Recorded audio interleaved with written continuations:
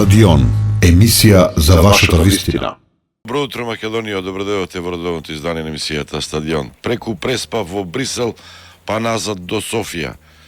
Едно име имаме, за НАТО и ЕУ го даваме. Тоа се нашите наслови за денеска, а во емисијата ќе имате ексклузивна можност да слушате, можеби за прв пат, ексклузивен гостин, интервју со него, Маријан Забрчанец.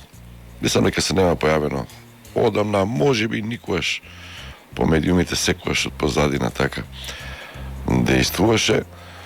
Инаку Забрчанец беше влијателен човек во кабинетот на поранешниот премиер Зоран Заев, негов советник за медиуми, комуникации, влијателен човек во таа влада, во тоа владење на Социјалдемократскиот сојуз, инаку од Сорос линијата. Ме чуди што Фани Карамфилова Пановска се уште заменичката писателка на СДСМ го нема викнато во новата екипа на Филипче. Голем пријател на Заев, беше главен координатор за Отворен Балкан. Това е една иницијатива која што мене многу ми се допаѓаше, имав надеж дека е ветувачка, ама сега е речиси полумртва. Вие ќе можете денеска да се јавувате на 032-3977-0739-7727, локал 104, мислам дека беше, да.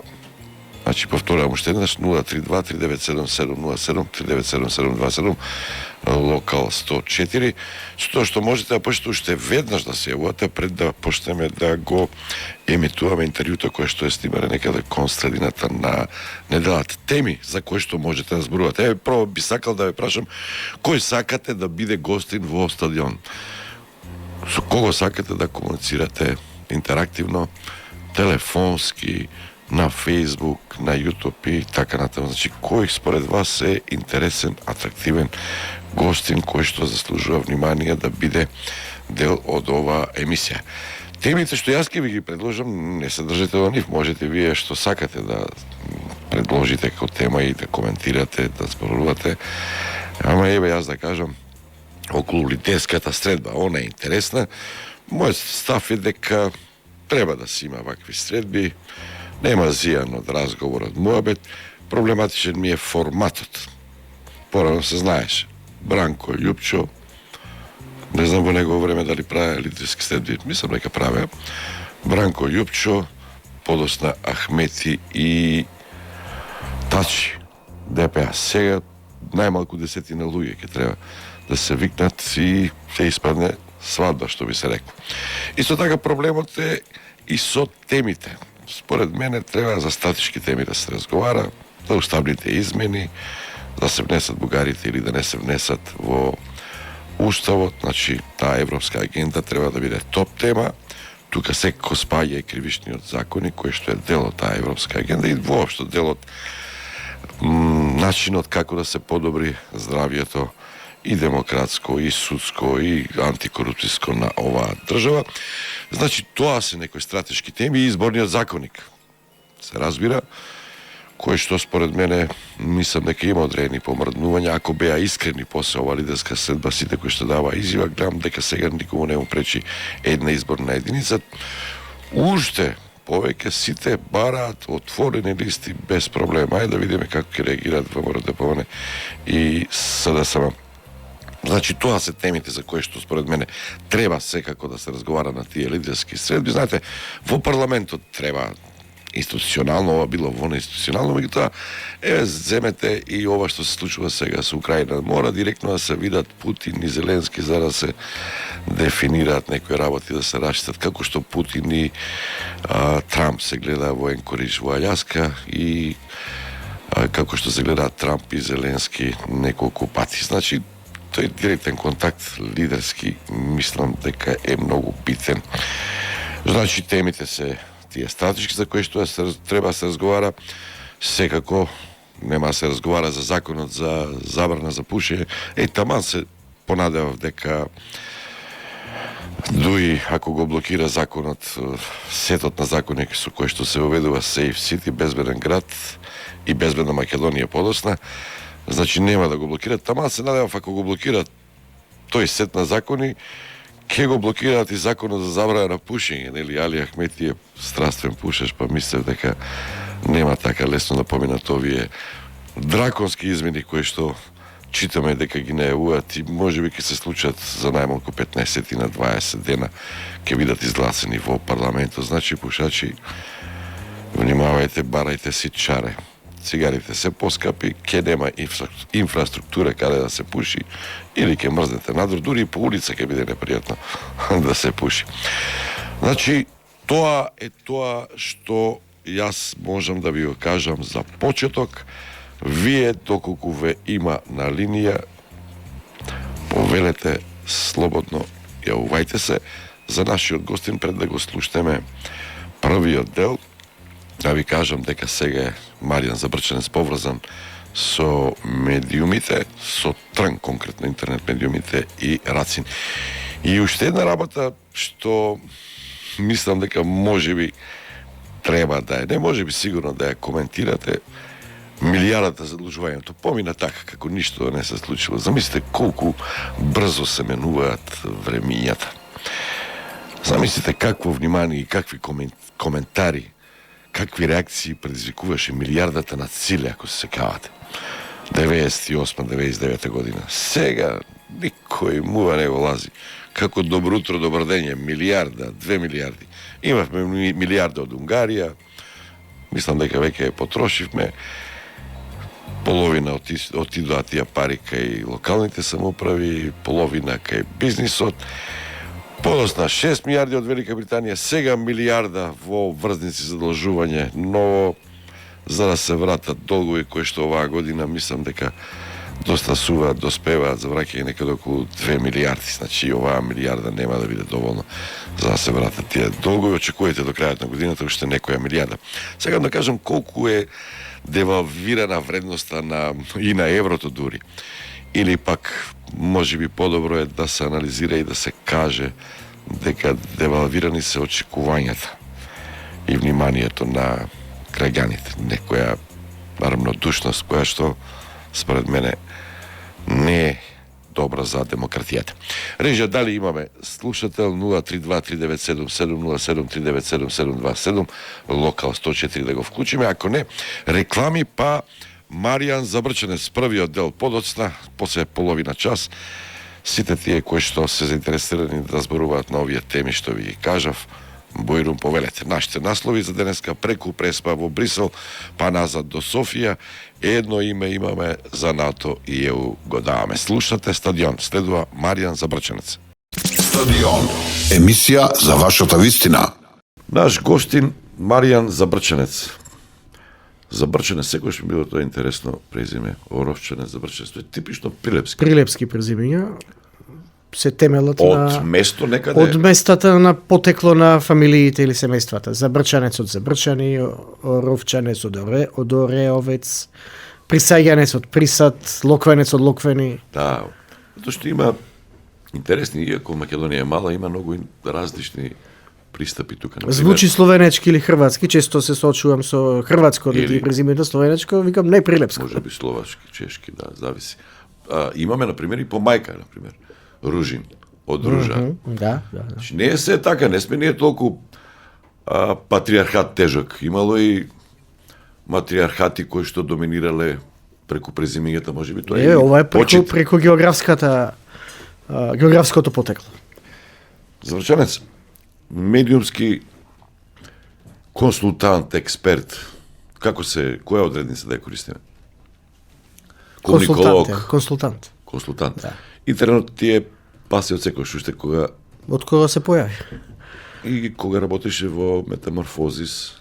Сум се работувал со Метаморфозис, меѓутоа да, со интернетот сум израснат. Обуки правевте, па меѓународниот фактор тогаш... Сме правили обуки за граѓански активизам на интернет. Мисија за да ни го внесе интернетот тука, за да може да не научи, да не обучи, така беше. Фала Богу, и добро што се случи тоа. Сме една од земјите кои што меѓу првите во светот кои што доби целосно Wi-Fi покривање благодарение на USAID. Тоа го знам делумно, експериментално, ама експериментот се покажа добро. Мислам дека канадска беше некоја компанија Wi-Fi-то така или wireless беше тоа, како се Да, вика? безжичниот интернет. И они која Ова видоа дека конектирање тука со мобилниве телефони кои што го правиме секојдневно без жици. да, и се покажа Скопје поготово, ако не и Да, цела да. Македонија беше целосно, перфектно покриено со Дури интернет, некој- како никој друг град во Европа или во Некои свет. општини обезбедуваа бесплатен интернет на јавни локации. Јас се сеќам на времето во Прилеп, општина Прилеп имаше на две од своите централни улици интернет обезбеден од општината. И денес го има во други градови, во Скопје го имаше порано. Во истиот период со модел, на пример, Дрезден, Берлин, не беше ефтин интернетот и не беше толку Да. достапен како што сега. Не сум бил во Берлин одамна. Ниту квалитетот, нивото на квалитет на интернет, Не зборувам за Грција. ниту зборувам достапноста, точно е. За Грција да не правиме муа. Од секогаш имала проблем со интернет, што не било случај со Македонија. Од тука не треба да не изненадува високиот процент на корисници на интернет во Македонија, високиот процент на корисници на социјални мрежи. Тоа не е нешто за изненадување и не води потекло од вчера, туку од раните почетоци на, би рекол, 2000-тите, кога се појави интернетот и кога почна масивно да се користи, а како што реколте со помош на стратешките партнери на меѓународниот фактор, се направи достапен до што е можно повеќе граѓани. Усет не бил толку лоше. Не бил Не бил лич лош. против македонските национални интереси. Вложувал во Ги образование, ранал предавниците. ги во ранал. економија, во образование, во правосудство. Може и во правосудство му се најслаби резултатите. Како и на сите други Тоа е донатори. перцепција, са не Така. зависи како ќе го. Видите, тоа со судството малку ми е, не ги правдам сега и они си се виновни за тоа. Ама таму има повеќе позиции. Не во сите позиции е 2%. Значи 2% целосно дали Така го е, веруваат. така е. И тоа си игри тие анкетарите, го разбираш тоа, ама ги влечат тие работи. Тоа е исто како да прашате колку проценти рейтинг има Мицковски, ќе ви речат 11. 2 е малку, 11 е многу. А е број 1 со 11. Не, ама ако извлечеме таква аналогија со политичарите, например, без Да. разлика дали Мицковски или Филипчи или Горданас Јановски или Гаши. Ајде да ги собереме Ја, сите политичари ако па да речеме, извадиме средна вредност на процент. Колку целосно му веруваат, исклучиво му веруваат. Да. Ќе качат над 2%. Тука негде. Така да треба малку така да ги гледаме. Не оти студиите не се кабетли, ама самите си се они треба според мене поголем подсврст интегритет да покажат кон тие политичари кои што па ги бламираат нон-стоп. Така е, така е. А за Брчанец, што се случува сега со УСАИД? Укинат, Не полукинат, постои. префрлен во Не. Стејт департментот? Не укинате целосно, че терминот е shutdown, тоа значи затворен, не постои. Може би одредени програми, само одреден дел на програми се преземени од други институции државни во Соединетите Американски држави, меѓутоа како форма и како ресурс не постои. Со тоа значи дека се укинати стотици програми, а тоа значи и стотици милиони, билиони финанси, помош за Македонија, за регионот и за целиот свет. Македонија колку примаше? До сега сигурно 100 милиони. Повеќе. Повеќе. Во вкупна По вредност независно. мислам дека повеќе, мислам дека се милиарди во прашање. Вкупна помош од американска По страна. различни основи, Да, да. да. Од американскиот Да. народ.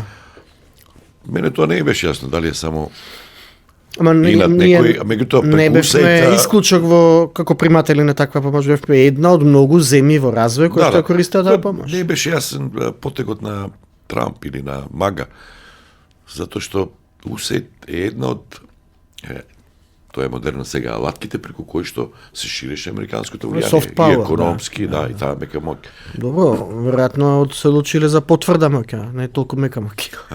Да ги апсат на спиење, да ги. Да. Ова со Wi-Fi-то интересно е.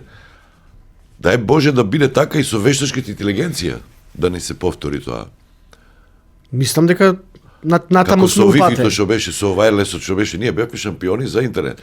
Со вештачката интелигенција како стоеме? Не мислам дека сме шампиони. Во користење Рано е да се оценува, ќе ги видиме резултатите наскоро. Меѓутоа мислам дека Македонија е потенцијал на IT кадри. Важиме за земја во која што има приличен број на млади кои што се добро обучени во делот на IT индустрија. Да се биде денеска IT не значи само да се знае да се кодира или да се знае да се расклопи компјутер, туку да се знае да се управува со податоци на електронски, односно дигитален начин, и токму тука настапува вештачката интелигенција. Мислам дека успешноста на оние кои што користат вештачка интелигенција, не само во Македонија, туку и глобално, ќе ја видиме многу скоро и ќе се докаже многу скоро дека тоа не е никаква бабарога или нешто што треба да се плашиме. Напротив, треба да ги отвориме умовите, да излеземе од инертната позиција во која што се наоѓаме и да ја прифатиме промената. Исто како што беше со интернетот. Или примерот со пред малку го разговаравме со машината за перење. Ако порано 80 години требало да ја прифатат. Се перело на раце, денес се пери исклучиво со машина за перење, која што некој сепак мора да ја управува, некој мора да стави алишта во таа машина, некој мора да речеме, некој мора да одлучи кои алишта ќе влезат во таа машина, кои нема да влезат. Истиот принцип е многу посложен, се разбира, и во едно друго, помодерно, подигитално време, меѓутоа ако сакаме да симплифицираме, можеме да симплифицираме и на тој начин. Јас не мислам дека баш добро сме искористиле, знаејќи и гледајќи ги резултатите од на секој план од независноста на Македонија, дека добро сме ги искористиле интернет поволностите. Тој бенефит непроценлив да бидеме шампиони за интернет достапност во светот. Може би некој ги искористил, може би политичарите, за да преку интернетот, преку социјалните мрежи внесат конфузија, ги искористат за рейтинзи и така натаму. Меѓутоа, од аспект на бизнис, од аспект на борба против корупција, не се гледа тоа. Не знам како ќе било ако немало интернет. Сигурен сум дека полоши ќе биделе резултатите. Замислете општество како што е македонското, полутрадиционално, полузатворено или полуотворено ако сакате, уште да немаше интернет. Па што ќе бевме? Северна Кореја. И тука има дилема околу писменоста. Што повеќе интернет не значи повеќе писменост. Не по автоматизам, меѓутоа повеќе можност за писменост. И не по обучен, по информиран гласач кој што може да донесе најлегитимна и најквалитетна одлука. Така? Меѓутоа имало периоди во оваа држава кога гласачите, граѓаните покажувале критичка мисла и покажувале критичка маса и при тоа го користеле интернетот за самоорганизирање, за организирање за мобилизација. Се сеќавате на студентските пленуми или на оние протести после убиството на Мартин Ечковски? Беа организирани, покревани, мобилизирани на Твитер. Хаштаг протестирам. Да.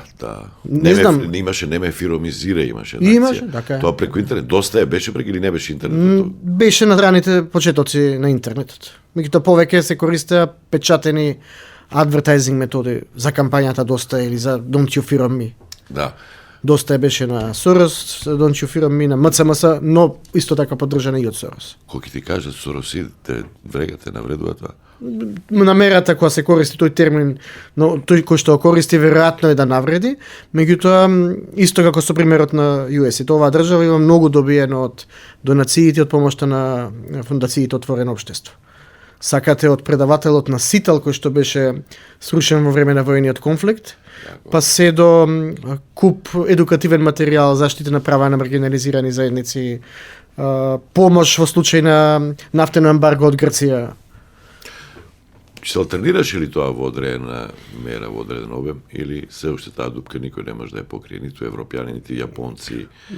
Мислам дека со укинувањето на... Па и владините институции. Дека голем удар е за демократските општества, укинувањето на USAID. За мене соодветно, мислам дека се уште нема во обемот во кој што таа помош стигнуваше порано. За поздравување се напорите на, би рекол, на норвежаните, на дел од сегментите на Европската Унија. Меѓутоа, особено беа погодени и се погодени секторите кои што се бават со заштита на човекови права и би рекол дури и медиумскиот сектор, сериозно погоден од укинувањето на таа помош и на таа програма. Чајна ет има или има, ама тајна е, не се толку гласни, они јавни? Тоа го знаете, пристапот на Кина е мек пристап, кој што повеќе оставува економски, а помалку пропагандно. И дава кредити, пари. Не се бават со безобразна манипулативна пропаганда како тоа што го прават русите.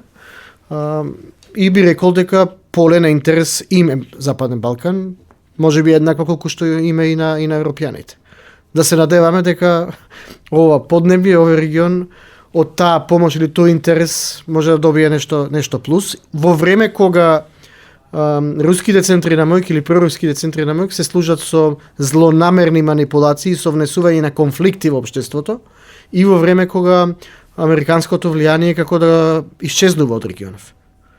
Ние во тоа време се соочуваме со засилено финансиско влијание од Кина и се уште присутно, силно присутно економско влијание од Европската унија. Планот за раст на Европската унија е класично, типично економско влијание. Економска помош условена со реформи. Станете подобри во вашите институции, зајакнете ги институциите за да ви дадеме повеќе пари. Ама не веќе обратно. Не еве ви пари за да се обидете да ги зајакнете институциите. Тоа време помина. Околу интернетот пак да се вратиме. За да го разберат тој манипулативен пристап, кој што е агресивен од страна на русите, треба да користат интернетот повеќе за описменување, за медиумска писменост. Медиумска писменост не значи само да знаеш да уклучиш компјутер, да разбереш секоја информација. Критичко мислење, значи критичко размислување. Бекграунд да знаеш. Тоа значи за кога гувернерот ќе ви каже дека инфлацијата во декември во Македонија пораснала поради тоа што пораснале цените на авионските билети, да не ви треба многу време или многу напор критички да сватите дека има логичка грешка во оваа формулација. Или да имате информација дека авионите на Визер се сменети заради одредени проблеми. Или да има информација дека или од помали станале поголеми, а не заради тоа што миграцијата се враќа масовно, што би сакале да се случи. Или да се знае дека бројот на патување во декември расте во целиот свет. Нова година е, празници се, Божичи, сите луѓе патуваат во декември, не патуваат само луѓето од Македонија. Па не се случи сите централни банки во целиот свет да ја прогласат за виновник цената на авионската карта. Ниту пак сегде порасна инфлацијата во декември. Економски гледано, буџетот е во катастрофална кондиција. Полнењето на буџетот е во катастрофална кондиција. Јас знам дека социоекономскиот совет на владата пред некој време предлагаше мерки или две се непопуларни и двете. Едната е креање на прагот на ДДВ-то, што не е исклучено да се случи. И втората е креање на прагот на возрастната граница за одење во пензија. До кога ќе се одлага да не се применат овие мерки, бидејќи се непопуларни, и со кои механизми ќе видиме. Дали ќе продолжат со репресивни даночни мерки од типот на враќање 5 години назад и проверување на сметките на граѓани кои што примале средства од надвор и обид таму да се даночи. Да не е изобречален засегнат тоа. Не. Тоа е старо. Не, воопшто не сум засегнат. Добро, се протестираат во Куманово заради Афганистан. Со Афганистан, да, чув за тоа. Или пак ќе посегнат поеве денес вчера слушам по медиуми дека можеби ќе се окинува доставката мој ДДВ, бидејќи јадела 14,5 милиони евра. Годишно? Мислам. Како тоа од кого јадела? Како тоа јадела? А има тука циклус. Тоа што враќате пари на граѓаните, а тие ги враќаат назад и плаќаат повторно ДДВ на тие пари, тоа ли е јадење пари? Или некој друг не ги изел тие пари за тоа зашто си намислил дека треба да ги изеде? Кој е ставот на Запречанец со врска со лидерската средба? Се разговараме слободно. Мислам дека лидерска средба... Мене ми смета веќе форматот, тоа е 20-30 го прочитав тоа денеска Зоран Иванов. Не за форматот, туку за потребата од тој спори потребата од лидерска средба. Добро е, нека се разговара, од разговор нема зијан. Така е, но дали лидерска средба на која што има 20 луѓе како што велите, воопшто може да донесе некаков продуктивен резултат во македонски контекст. Порано поедноставно беше Бранко, па после тоа нели Заев, Бранко, Јупчо, па Груевски, како беше, четворица. Бранко, мене Тачи, ова повеќе Ахмети, ме личи на средба на коалиционата владеачка групација, која што сака кон себе да привлече можеби нови коалициони партнери. Инаку да, лидерска средба обично се свикува и се носи за да се надмине некој недоразбирање, некаков конфликт, или пак да се разговара за нови нетрадиционални идеи за развој на државата. Ние овде, ако ја видиме агендата на оваа лидерска, точка број 1 укинување на техничката или прежинската влада. Зошто се воведе прежинска влада? За да се врши контрола врз недемократска авторитативна власт во време на избори. Зошто да се укине? Бидејќи немало потреба, нема аргумент зошто да се укине. Ние во меѓувреме не баре воведовме други механизми за контрола на власта, па да ја укинеме. Чекајте малку, СДСМ 7 години беше на власт, во тоа време имаше се случија 2 изборни парламентарни циклуси со пржинска влада. Со внатре ВМРО ДПМН е вградено со своји министри да врши контрола врз власта. И СДСМ еден период беше за укинување. Но не ја укина. Сега на првата најава за можни следни парламентарни избори, ВМРО по секоја цена сака да ја укине. Укинување на пржинска влада значи 3 месеци нефункционално се блокира системот, не функционира бизнес. Па инаку кога има избори, едно функционирање што го видовме во оваа држава во сите изборни циклуси. Инаку има такви искуства, србите сакаат да окупираат сега. Опозицијата бара такви работи, бара и работи кои што се однесуваат на кому пречи, прашањето е кому пречи, што се блокира. И онака во предизборие последните 3 месеци се забранети еден куп на активности со закон. Ова е дополнителна мерка да се осигура дека тие контролни механизми функционираат. И тоа треба да се прочити, ке мене, знам, ние сме специфично општество, кај нас сите овие работи се, јас не знам кога ќе излеземе од ова вонредна ситуација, например, кај медиумите. Ни се мери, се живо. Тоа колку е добро за да се обезбеди некој баланс, толку и лошо, не те ослободува малку подлабоко да влезеш, да ги видиш програмите, да ги видиш кандидатите, за да им даеш вистински информација на граѓаните, за да може вистински избор да направат.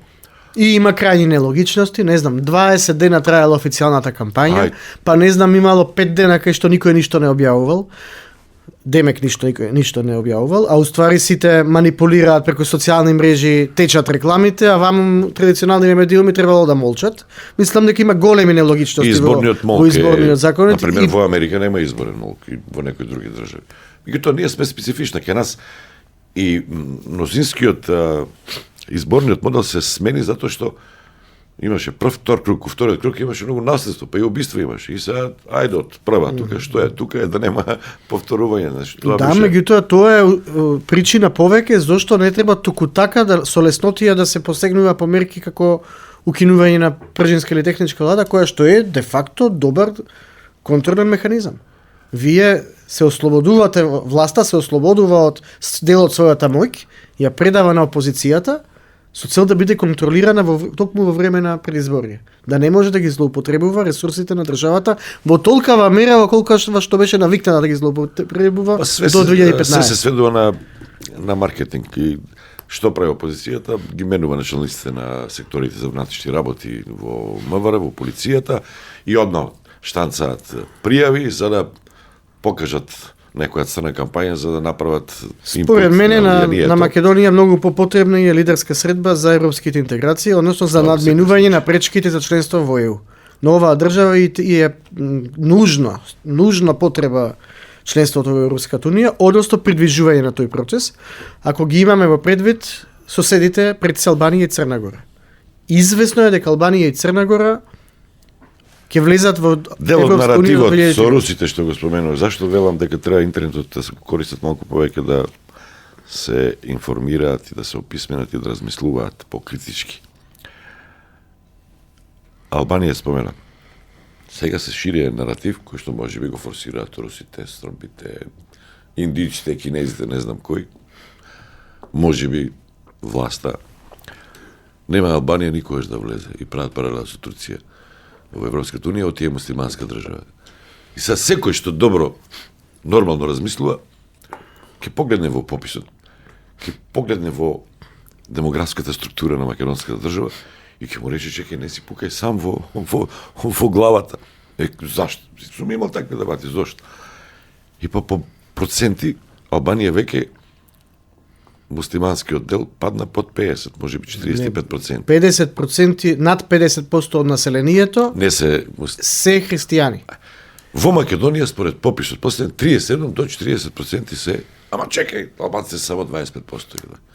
Па има роми, има, значи не сакам ништо да него колку едноставно може сите тие работи, сите тие стереотипи да се толку доаѓаме до моментот на потребата. Ние нема никогаш да влеземе, затоа што имаме од критичко мислење. Ако оваа теза дека нема никогаш да влеземе бидејќи Турција не влегла, ако така се поистоветуваат работите, тоа е сведено на да си ги изгасиме сите мозоци, да си седиме дома, бидејќи некој така ни рекол. Не, имаме ние обратни процеси. Турција е заглавена таму каде што е заглавена 100 години. Ние имаме сега процес на интензивирање на интеграцијата на Албанија. Шампион, во моментов е фронтранер, шампион во европски интеграции во регионов. Ги отвори сите поглави, ќе ги затвори сите поглави. Јас мислам дека членството во Албанија на Албанија во ЕУ може да го спречи само голем геополитички потрес од воен тип. И ништо друго. Ја ги прашав колегите албанци, дали Албанија ќе не блокира ако пред нас влезе во Европската унија? Ако почекаме уште малку... И они велат вака, не. Се надеваме и веруваме дека они ќе бидат попаметни од бугарите. Оти ако има тука нивно население, зашто самото нивно население би го блокирале? Држи, да, така. Видете, ние со Албанија немаме отворен спор. Ама зашто тогаш ако сите сме немаме бугари, зашто бугарите не блокираат? Немаме ни со Грција веќе отворен спор и мислам дека на тема европска интеграција од Грција и од Албанија не треба да се плашиме.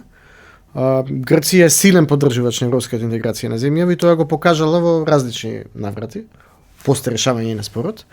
Во моментот единствената пречка, освен оние домашни задачи и реформи за кои што верувам дека можеме да најдеме начин да ги надмостиме и за кои што верувам дека дури ќе ни прогледаат и низ прсти.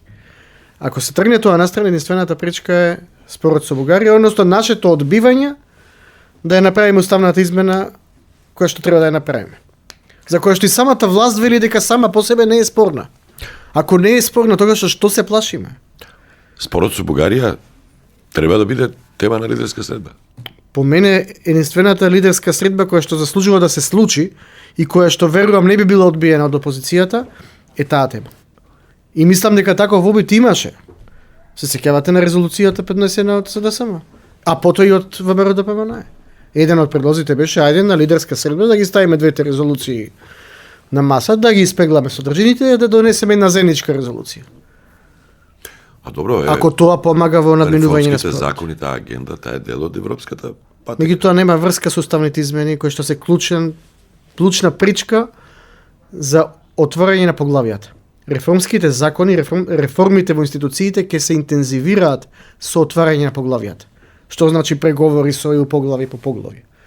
Седи од другата страна ЕУ и ве проверува како ви стојат нивото на демократски капацитети на институциите кои што се поле на поглавијето. Ако нешто не чини, ви дава рок да имплементирате промената, да се подобрите и кога ќе се испроведат и имплементираат сите тие реформи, се прогласува поглавието за затворено. Па се отвора ново поглавие или продолжува преговарањето во друго поглавие. Тоа е процес на зајакнување на капацитетите на институциите, процес на подобрување на сервисите кон граѓаните, процес на европеизација на нашиот систем. Но нема никаква врска со политичката одлука на власта да направи уставна измена да ги внесе бугарите, црногорците и словенците во уставот. Ама што да прават, се ги заглавиле се вие во ваше време и не може да ве одглават. Да. Сега они се обидуваат. Злонамерниците се ја обидуваат заглавија државата. да го откочат тој процес што вие сте го закочиле. Како се обидуваат? А еве, се А не обидуваат, гледам дека ама се не обидуваат. идуваат. Не гледам лидерска Бугарите средба не за сакаат. надминување на пречките. А Кој што лобираат не по кочи. Европа, кај големите фактори Не во сум сигурен Европската дека е тоа унија. така. Не сум сигурен. Не сум го видел. Па ја барат гаранции. Не сум Вие видел не лидерски баравте средби гаранции. на кои што представници на власта седат со лидери на други држави и ги убедуваат за европската перспектива на земја. Барат гаранции. Дека нема да не кочат. Имаат. бугарите. Постојано добиваме ние устни гаранции. Како се добива гаранција од Европска унија или од Бугарија? На кој начин? Дајте ми пример каде што некој некому испорачал политичка гаранција. Не политичка, да не се да биде по Еве, хашките критериуми. министерот за надворешни работи на За секое Бугарија намигање на некој кој што се декларира бугарин, за Ама кој сака? историски. Посакува ли некој да не блокираат? Има ли некој во Македонија што посакува да биде блокиран? Јас мислам дека не постои таков човек. Можда некој двајца кои што злонамерници е. Не зборам Мислам за генерално мислам дека бугарската страна, искреноста нивна за тоа. несомнено дека ние не треба да веруваме во искреноста на бугарската страна. Меѓутоа треба ли ние да имаме собствена агенда? Треба ли само- да имаме проактивна агенда И само доверба поголема. и да влеземе во тој процес со една силна самодоверба и при отворање на првото поглавје Што се вика да ги покажеме роговите малку повеќе. Ма Меѓутоа те покажуваат сега, тоа е обострано е тоа, взаимно е. Еве сега на пример, тој документ за малцинствата, јазикот како го нарекува? Столе, ние ако се бавиме со ставот на Бугарија за македонскиот јазик, значи дека сами се завлегуваме во проблемот што тие го имаат со нас. Мислам дека ние треба да имаме јасна агенда во која што неприкосновено си ги повторуваме нашите тези дека јазикот е уникатен и признан од целиот свет, што е факт.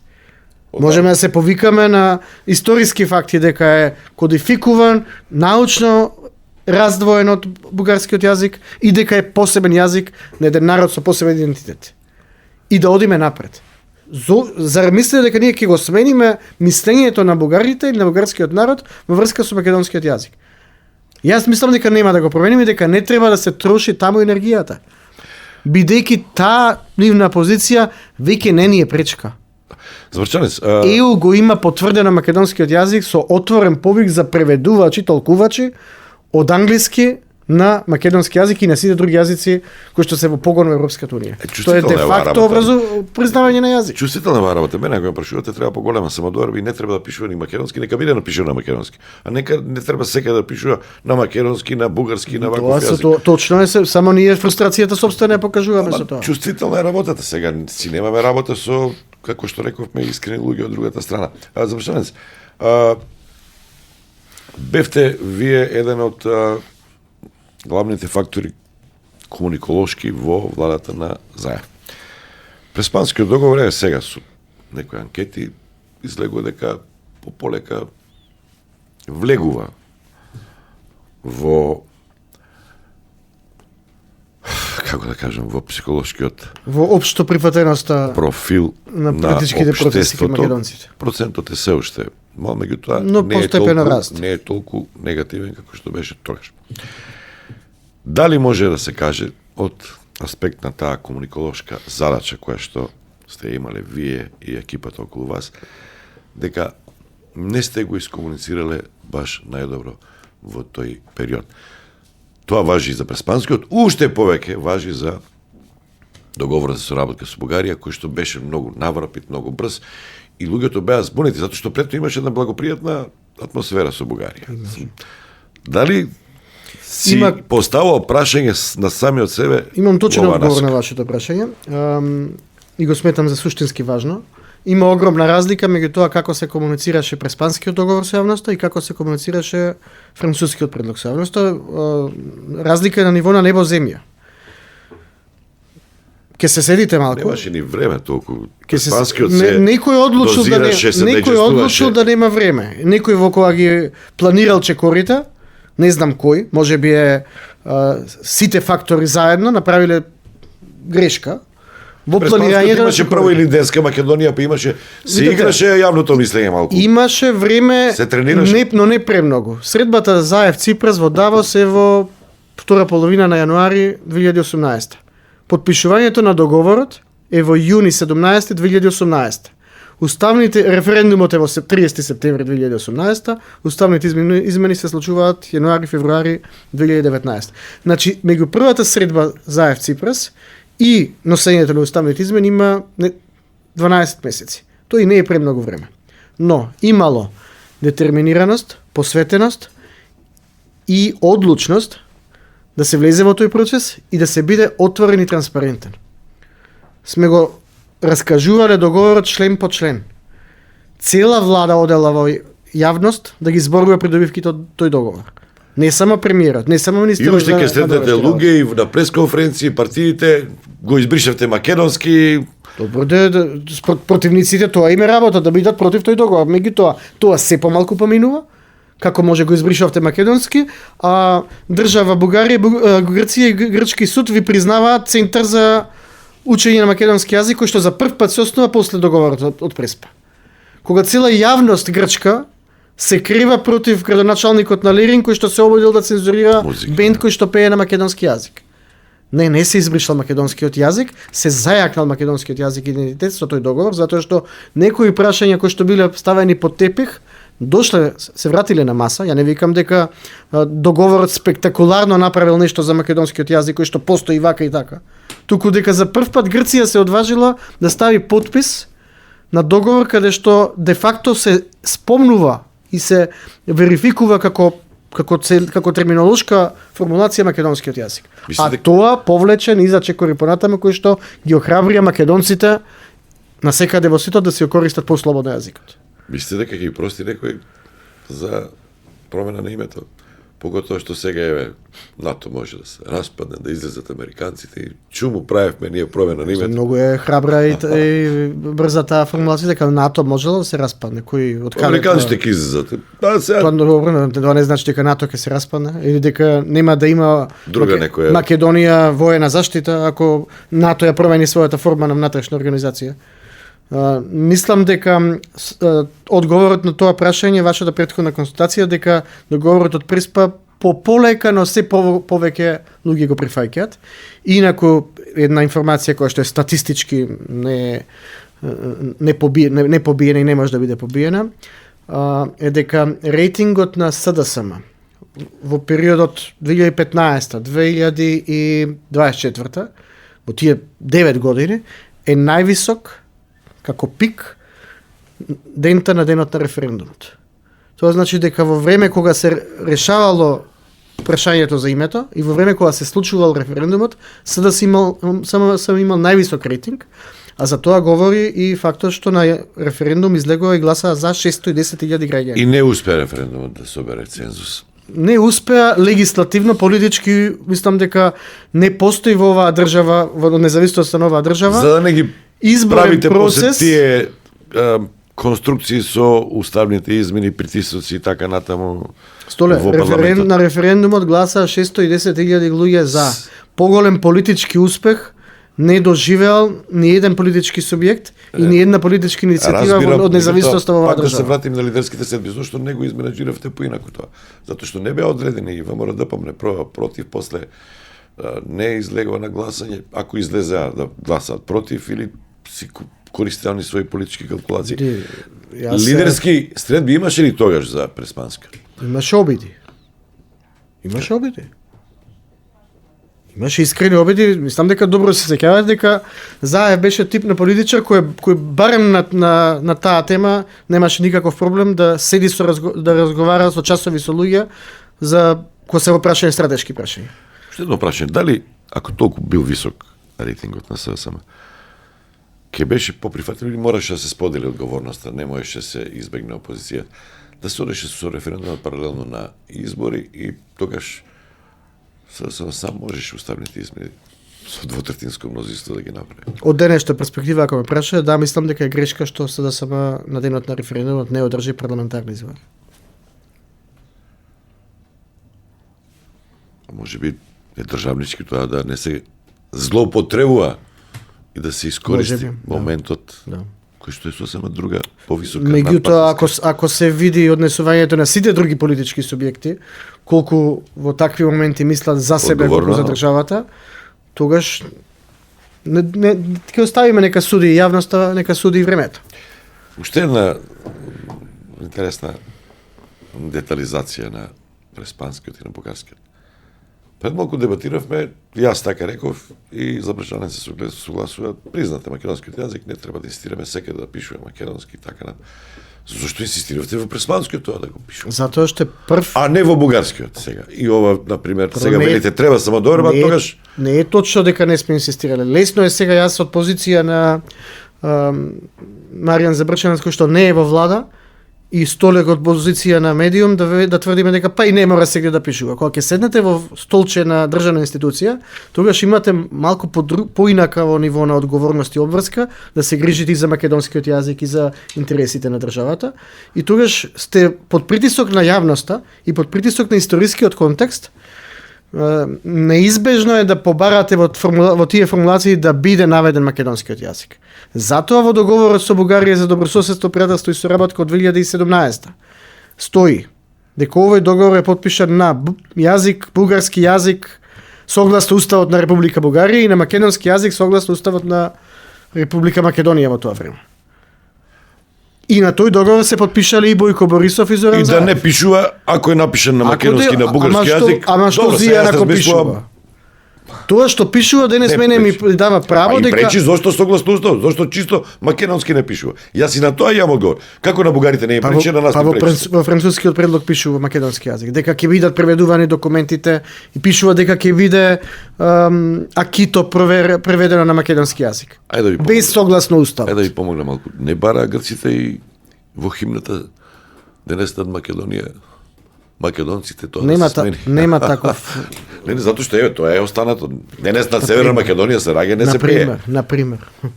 Не беше тоа воопшто или немате информации? Не знам дали било дел од преговорите, но знам дека не е дел од договорот.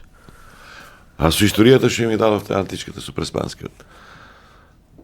Македонци тука, македонци таму, тие македонци не се овие македонци и тоа е дел од дебатата која што беше Ете, ние не насочена можеме, негативно кон преспанскиот. ако не ќеме нам некој да ни спречува да се нарекуваме македонци, мислам дека по истиот принцип не би требало ние да спречуваме некој друг да се нарекува македонец.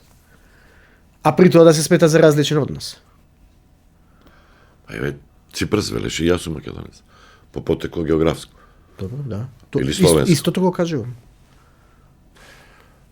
Тоа е за пофалба сепак што, например, ова што го спомена јавното мислење беше против граначалникот на Ленин од политичките партии, мислам дека само Сириза излезе. Да, меѓутоа излегоа многу други општествени чинители кои што Што не е случајно така општествени јавни Но, личности. но да. нова демократија не излезе па да го поддржи градоначалникот. Не го нападна.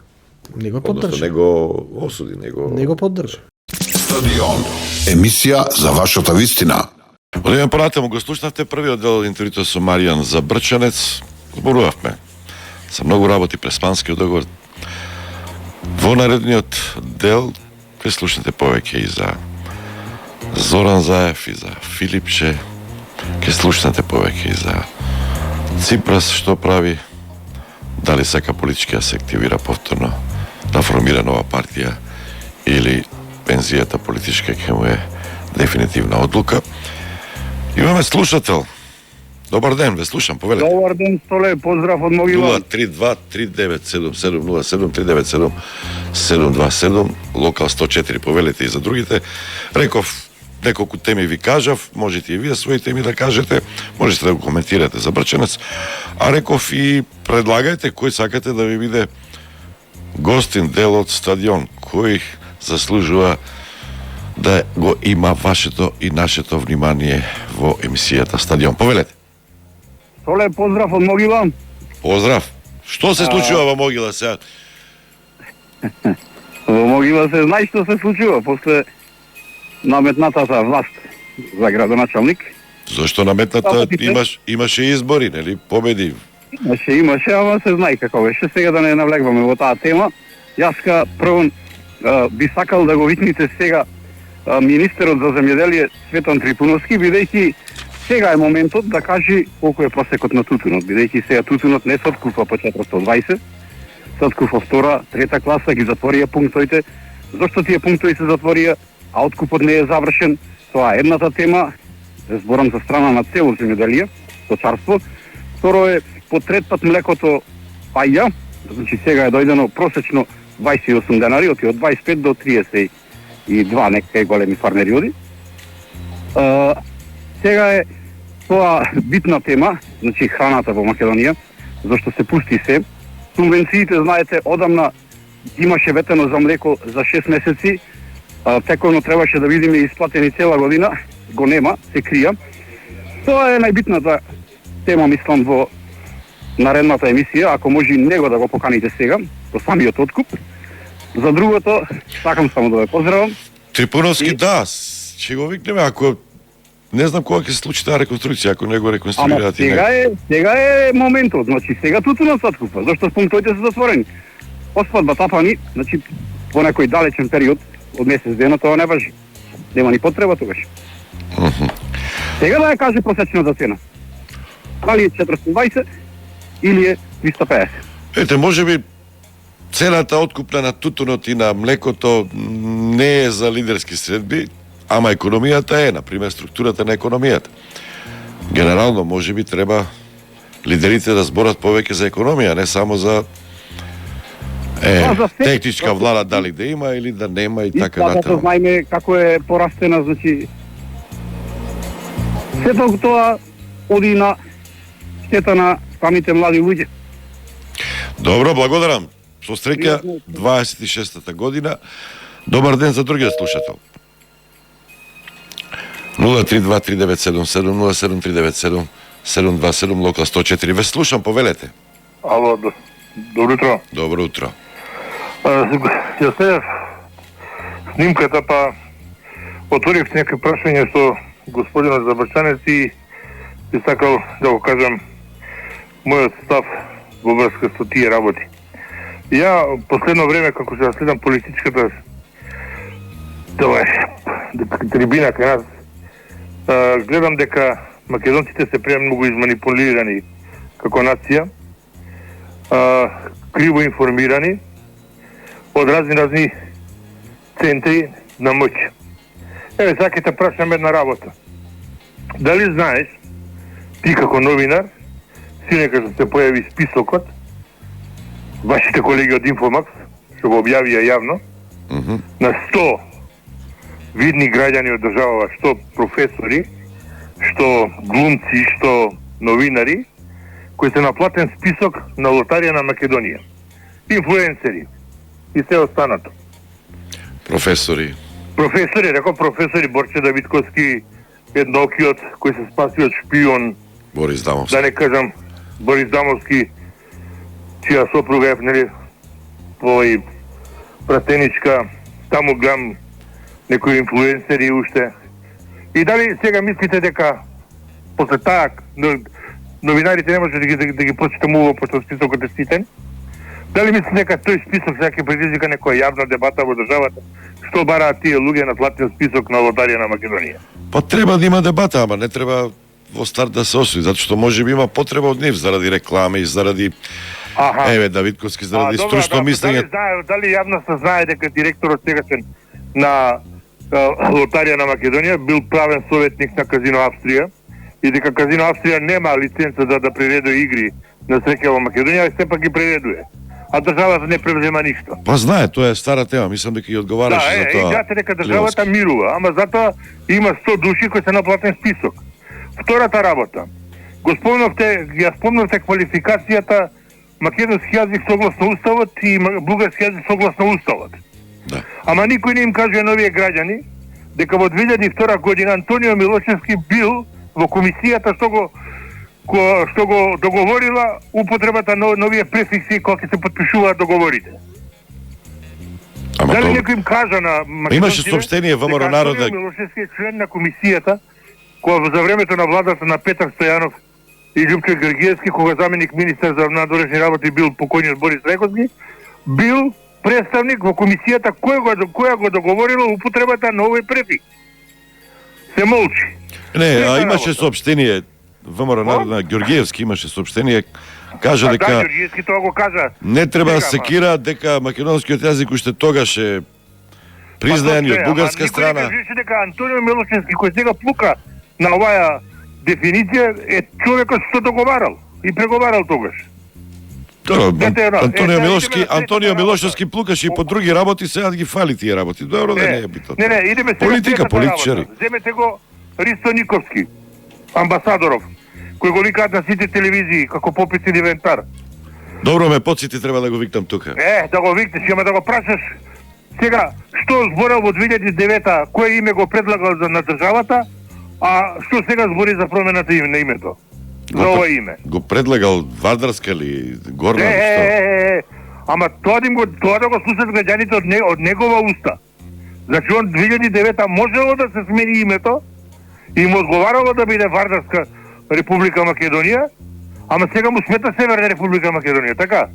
Јас да ме прашаме, вие ме прашавте како ќе реагира јавноста. Мислам дека јавноста некако се повеќе рамнодушна. Не, ја реков дека јавноста е манипулирана, не е доволно информирана. Не, зборувам за овој список. Ставовите на видливе наши граѓани. Списокот што ми списокот што ми го кажа иза. А јавноста реагирали за милијарда. Како добро утро, добар ден, тоа задолжувањето. Порано милијарда беше милијарда, сега милијарда не е ни милионче, така? А добре, според реакциите. Јавноста, пазете, ја сега сакам тоа како четврта тема да го отворам, да го нафрлам. Зошто јавноста не или не е заето на групација на инженери и техничари, кај се сега да зборат зошто до оваа милиарда не се направи когеративната централа, што оние викаат дека е многу ефтина, 180 милиона, ако избркаа проектот Митилинеос. И она другата термоцентрала у Кочани што се избрка. Каде се сега тие луѓе? Сакате тогаш значи кампањата ја водела дека тоа се катастрофи, дека тоа е вака, смак света ќе биде. Тука голема критика и за опозицијата, и за ССМ, и за левица, и за сите. Порано 50 милиони ќе се задолжат цел ден сите соопштенија, ВМРО беше јака опозиција. Овие никој ништо не реагира се. Точно. Ама сега кога ги да не речам вулгарно го ги спичкала 1 милиарда, сите молчат. Кај се тие гласноговорници тогаш што го убеди овој народ и пензионериве дека е трагедија. И не зеби ги сега пензионериве како ќе реагираат сега на новото покачување на функционерските плати од 200 до 300 евра. Ама немаат веќе право да зборат зашто. Они јавно кажаа дека се задоволни со илјадарка. Работниците убаво викаат, гледате тој синдикатот се на портоколовите на администрацијата, ние сме да се дадиме покачувањето според закон. Немаат веќе право да зборат зашто функционерите ќе си ги покачат сега 200-300 евра и платите. Затоа што они се задоволни, тоа што ќе им го дадат, со милостињата се задоволни. И така да, затоа и ни се случи овој циркус, не се случи во државата, дека политичари си ги возат луѓето како што сакаат. Дали ме разбира што сакам да ти кажам? Да. Тоа е и сега со кој образ ќе исклучи нека пензионери да барат у март месец. Ама знаете инфлацијата вака така.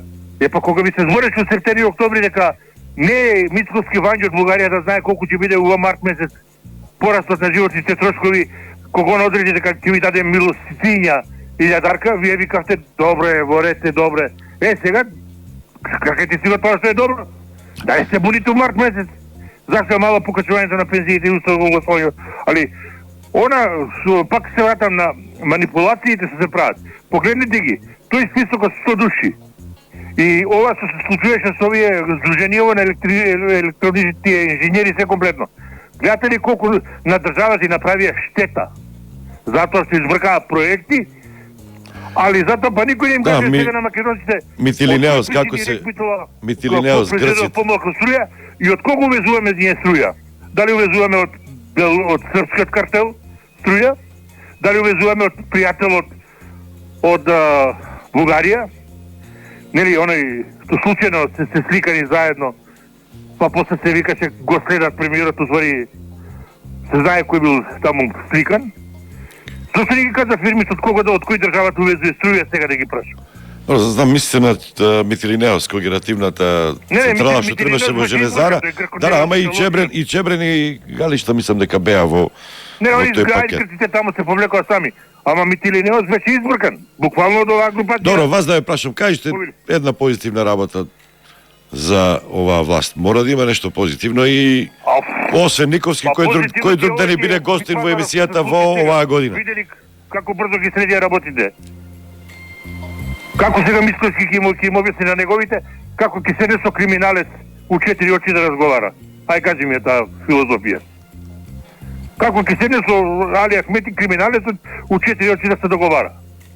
Па по-позитивна работа од тоа има ли ти да го лажеш собственото членство 2 години да ги друкаш дека овие се криминалци, дека се вакви, дека Ама се за вакви? да поминат некои закони за доброто на Македонија е тоа се, нема. Ама тоа значи тоа знаеш што јас знаеш само. Еве, сега ќе се одблокира Safe City. Му покажа со раката баци рака. Дека бација рака.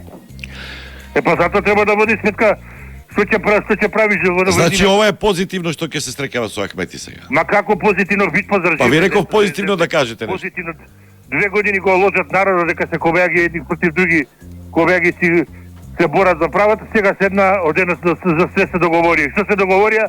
За нивните за она што им е во интерес. Левица се ги земе парите за за финансирање за кампањата. Дој си го бара рамноправна употреба на јазикот во таму ќе отвори други теми се знае и устави ако се отворат останите промени ќе го барат бришењето на 20%. ВМРО да му поминат закониве што ги ставил на маса, затоа што ќе отворат многу прашања после ова, нели, пријателов сим го направи од Америка со визиве. Се кажа на моја констатација која ти беше гостен замеников министер за надвошни работи.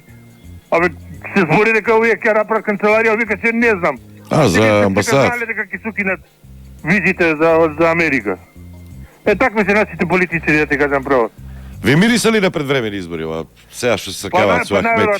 Техничка влада да се укине. Една изборна единица, само сега ќе се нечкат околу прагот, колку ќе биде висок прагот. Значи на есен дочекуваме избори. Гарант, 100%. Па ние заглавуваме нешто сега ќе бегаат од власта како ѓавол од крст. Ја заглавија пред многу државата, веќе не знаат како да работи.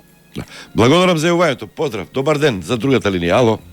Добар ден. Добар ден. Поздрав од Битола. Кој да ни бидат гости 26-та сега? Ајде, некој. Па јас и полицаец да дојдеме. Слободно, нема гајле, ќе договориме. Во Скопје или во Штип.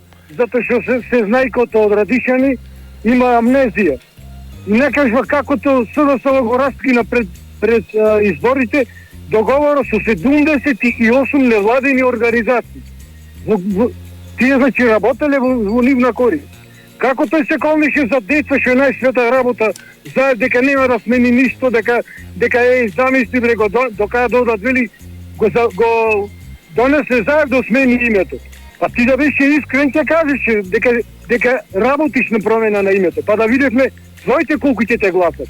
Затоа што на овие избори последиците од катастрофата на СДСМ е таа лага. Да видевме тогаш. Па за Брчеве Стивели, не знам зашто со Нараквици дискутираш со него, дека имало лидер најави за лидерски средби. Немаше ништо тие работи. Вие му велевте на народот и на политичките партии, ќе ви кажеме кога ќе се договориме. И како то не се преброивте дека ви фалат луѓе. Како одевте да се договарате таа со грците, таа сега со бугарите, а сте мањак луѓе.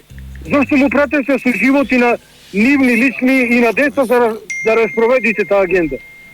Да викневте лидерска средба и ќе дојдевте, ќе речевте плано е овој. Ама ние не идеме, ако речеше тогаш Груевски. Ако не идите со здравија си односите. Како сега ќе нети да дојди на свадбата, како го викаш, Филипче. Лесно е сега. Сега лесно е, така? Оти биле на списокот на лотарија тие. Па на кај Трамп лобират богаташи, донират, прават за некоја корист. Па добро му кажуваш ти. Од некој един интерес е. Цела политика е интерес. Во СДСМ никој не лобира, не дава. Или завршане сте вели, даде многу пари Америка за правосудство. Даде многу пари, ама даде и многу пари овие што зависеа од пресудите. Значи, промашено се. А како го промашивме? Па го промашивме со тоа што кладовме аболициран премиер, склон на криминал. Немаше почисто судско дело од неговото и наместо да се тргни тој вели јас ќе го отворам судството како пупка. Прво дело што беше тргнато беше 1 евро за висето. Работено по сите правосудни стандарди, по сите како посебни мерки. И сега ние бараме, ајде да видиме кај што оставија во наследство. Ајде да видиме. Неисплатени плати по не знам колку фирми. И од каде да се вратат тие пари, кога можело наеднаш за една година и пол да се среди цела економија, зошто земате пари? А како да ги вратиш тие? Како сега наеднаш сите заборавате, ви треба пари за летовање, за зимовање, ќе сте излегвале на протести, ако ги затворае фабриките, па СДС ви седеше да седите дома. Фабриките ги затворија. И сега дома работниците. Сега за поскап кашкава висирање ќе излегвале на улица.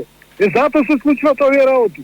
Затоа што нас за суштинското не се излегува. Веруваш ли дека ќе има избори сега? Ова ми мириса техничка влада. Верувам и мора да има. И мора да има за да се затнат овие гнасни пропаганди.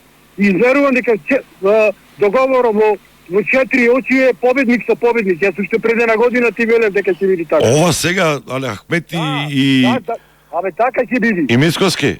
Да. И ќе имат врзани 3 мандати, па да ги видам после дали ќе калкулира со одење на лидерски средби. Па чекайте се, Мицкоски како ќе се оправда со дуи коалицира? Во политика да се оправда. Како го гласа Заев, кога му ги смена името на државата, кога за референдумот му забрани да излезе за територијалната Ама тоа не ти го кажува за Брчанец, ама не ти го прашуваш. Го прашувам, има и втор дел сега, втор дел има се. Како? Тие се суштински работи. Може да ги соберат лидерите и да им кажат планот мој е вака и вака, затоа што мене странските служби ме спремат за нешто големо. Така беше теоријата. И сега наеднаш му сметало на полицајцот зашто не му дадова толку пари. Не му дадова, затоа што нема пари. Нема, затоа што треба да почекаме да оплатиме она расипништво, она крадење на фирми, крадење на банки, на штедилници. Како мислите најнеш дојде Мицкоски ама обеќа. Абе политика ќе обеќа. Ако може Мицкоски може и да си оди. Никоме ништо. Но кој ќе ја наследи економијата? Филипче? А па сие? Имате замена за нив некој? Или само овие не ни дават пари, дајте пари. Не знам ова. Не знам зошто си не се нафаќа за вакви работи. Бугарите биле вакви такви. Бугарите во очи ни кажат кои се 10 барања. Го признале македонскиот јазик. Да, од 44 година. Во очи ви велат. Во очи барат да се отворат досијата во кој ќе ги најдете татковците и дедовците на овие челници од ЦРСМ. Јас не знам како не се плашат од тоа дека ќе отворат да видат дека би имале фамилиарни шпиони, фамилиарни удбаши, што ги пуштале нашите сограѓани на голиот за некој си своја кажа на работа или идеја за Македонија. Добро, техничка влада треба ли да се укине? Мене ми е смешно веќе тоа. Или да се укине, или нека си остане, нема зор. Ама тоа е чистина, тоа беше брука невидена. Ама не, виде, и во Бугарија има влада. Еве, сега гледате, ке има избори за подготување на избори. Си има 2-3 месеци. Ама тоа се техничка влада, експертска. Ама тоа е само алиби, ништо не е. Дали се сеќавате, ние ќе го клаваме Чупев. Не може Чупев да биде, бил не знам што. Ќе клаваме министер, ама помошниците му ги бира владата. Ако постави свој помошник на влада ќе го разрешат. Абе циркузи не биде. На крај народот одлучува. Добро, и Трамп зошто не сака сега, ние мислиме не сака, неговиот периметар сме. Ние Меланија да ја прашате што спие во исти кревет со него, умречете утре што планира Трамп нема да знае. Значи се врти. Еве, сега и се закани со цари на сите земји кои што се противат на тоа да го земе Гренланд. Сега ние треба да излеземе јавно, мислам Муцунски, да кажеме го поддржуваме претседателот Доналд Трамп во неговата намера да го земе Гренланд. Не така. Мислам дека ќе биде фраерски тоа. Ние треба да се солидаризираме како србите, да шетаме со таргет тука мајци и да псуеме по НАТО, да му палиме амбасадата, а после кој ќе имаме потреба да му бацуваме нозете на американците. Истото го зборуваме, истото, да. Таа е таа дволичност наша. Ама затоа се албанците мајстори, веле мајстори во тоа. Тие си прашува само шо вели Калето и шо треба да направиме ние. Со Трамп не им моди некој, не го сакаат предлог. Па не им моди, не затоа што е превртиш, затоа што е никој не знае. Ама ова е добар предлог, нели? Еве и Жоро и Зоран Димитровски, заменикот министер, нека слушне, колегата и Муцунски, нека излезат јавно овие денови, нека кажат ние го поддржуваме Доналд Трамп и Соединетите американски држави во намерата да го земат под своја капа. Дали сме рекли, не сме рекли, ако наума тие да уземат, ќе уземат. И шо са со тоа? И што, ќе се скараме со данците, голема работа. Данците и без тоа, не така забораваме. Ништо не ни врше работа до сега. Нас вочи не излажи американецо во тој петок пред референдумот, кога не призна пред со уставното име. Вочи не излазе. Затоа што првата реченица беше признаваме Република Македонија под уставно име, а втората беше, ама никој не ја кажува, дека ќе поддржиме секаков договор кој ќе го постигнете со Грција. И кај нас еуфорија. Референдумот го прогласија за успешен. Ние можевме комотно таа влада предавничка да ја речем, да му собратат на Грците. Кога нас не призна една Русија, Кина, Америка, со вас не ќе да правиме муат, ќе почекаме подобро. Уште една реченица им предлагам на Муцунски и на Димитровски и на Мицкоски. Го поддржуваме тоа да го заземе Гренланд, да биде дел од Соединетите американски држави и ние се нудиме Македонија да стане дел од Соединетите американски држави. Ама некако не пројавува интерес Трамп за Македонија. Многу би сакал тоа да се случи. Ама са не знам, тоа е стварно несериозно и... А па сега сериозно, а ова сериозно ли е што се прави на светската глобална сцена или нашите што прават? Од кога ние судиме што ќе се направи на светската цена или не? Од кога сме ние тој е големиот фактор, па да одлучуваме дали ќе биде така или вака. Ние не можеме ни страната да... Немаме ли некоја ретка руда, некои минерали ретки да се заинтересира Трамп за нас? Еве го Алшар тука е. Тој Алшар е мит, цело време се зборува за него. Да му продаваме култура, имаме стара култура. Не да на култура веќе никој не се пали. Нешто руда, такви работи, минерали. Ние немаме ништо друго, само со тоа можеме да се хвалиме. Како вели сега овај, како го викаш, соговорникот свој, бугарите не може вели вакви работи, ти легнеја на брашното девојка, а ти кажа што очекуваат од тебе. Немој така, веќе гледа народот веќе са, не сте до толку будали. За бугарите е во право, дека не можеме ние да ги разубедиме во нешто да бараме. Кога не можеме, треба да подпишеме, затоа што тие подпис барат, дека ќе славиме 2 линдени. Ние од Сабајле во Крушевец и од Поручек. Тие мора да ќе учиме на различна историја. Во нивните школи ќе се учи дека Гоце Делчев е бугарин. И ти не можеш да го спречиш тоа. Па во нашите ќе се учи дека е македонец. И со тоа никому ништо, така, значи немаме национална историја. Ама меѓутоа ти не го прашаш за Брчанец дали напишавме лажна историја. Оти ако сме напишале комунистите лажна историја, да ја наведниме глад и да речеме, абе народе ви излаживме ние. Добро, благодарам за јавувањето, уште еден слушател, добар ден. 032-3977-07-3977-27. Ве слушам, Локал 104, повелете. Режија, го имаме ли уште на линија? Слушателот или? Ама не ме слуша. Ме слушате ли? Ало? Ајде, кренете слушалката, прашите го дали е уште на линија. Јас да прочитам една порака. Поздрав до тебе, Столе. Зошто си толку мек со гостите што ти идат, па и слушатели што ти се јавуваат? Зошто не ги дриблаш колку се образовани, дали ја познаваат историјата, дали би се жртвувале за Македонија? Ако им прашам дали би се жртвувале, сите би рекле да, ама не дај Боже, ако пукне одма ќе летнат на Халкидики или на некој друго убаво летувалиште.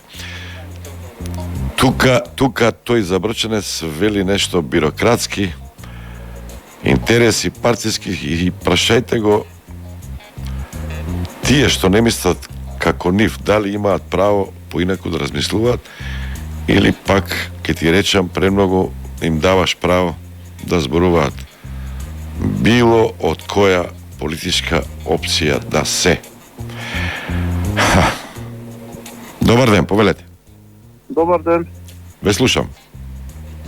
Од Прилеп се јавува слушател, полски другарите на Добрчанец.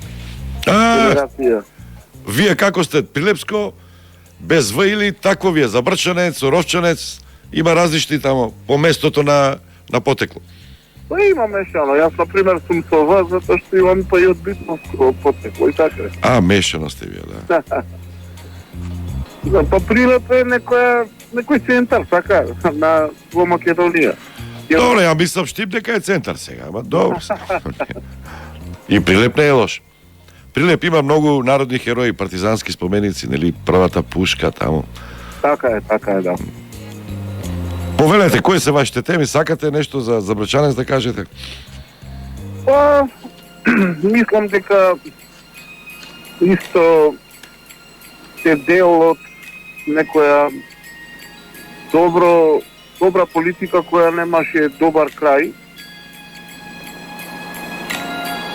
И мислам дека сега партијата за некои избрзани тогаш грешни проценки го плаќа техот, и дека тешко, инаку јас бев член на таа партија. Сега моето членство е во мирување. Инаку мислам дека тешко на политичката сцена ќе се врати партијата. Ќе треба некој подолг процес, период, мислам. Ето тоа затоа што некако добро моди со оваа политика на Мицкоски, која што се е политика секаква, само не за собствениот народ. Инаку, кога сме владеачката партија, би сакал што е можно побрзо да ја поканите министерката за образование. да објасни некои чудни намери кои што ги има да ги прави таму од септември во образованието, бидејќи мислам дека по широката јавност во Македонија од септември ќе има нова жешка тема со која што ќе биде окупирана за да се случуваат во позадина некои други цени работи. Знаете, во образованието состојбите се и не само сега, и биле и сега се катастрофални. Например, во институција јас каде што работам, во период од 7-8 години се запишувале 80 на првачиња, сега се запишуваат едва 30 тип. Намален, да, наталитетот е... А се бараат некои реформи во образованието сега, кој што ги нуди истата министерка или истата политика на владачката партија, која што на вистина не ми е јасно како ќе се спроведи во секој училиште едно менска настава, со правење на паралелки од 20 до 25 деца, а сегашните паралелки на секаде се најмногу до 15. А тука се отвораат и нови прашања за наставниот кадар, па некои небулозни предлози за истите. Како може министерката патолог за образование да каже дека некој мој колега или јас, бидејќи јас работам во образование, да каже дека од утре ти повеќе нема да бидеш наставник, ќе бидеш образовен асистент. Или пак сакам да ми објасни затоа што секој ја работи својата професија бидејќи се нашол во таа професија. Потоа неговите родители одделувале за да стане тоа што сака што учи. Па потоа кога веќе некој се вработил, планирал семејство, па го планирал животот и така натаму, и сега каква таа ќе биде прераспределба врз база на што од септември некој да рече ти нема да бидеш наставник. Значи вашиот предлог, да, вашиот... Сакам да ја прашам зошто во моментот се даваат се уште решенија на неопределено време за наставници.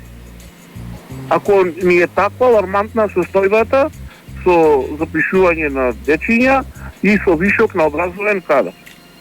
Има, значи, многу прашања за кои што верувам и таа сама нема одговор.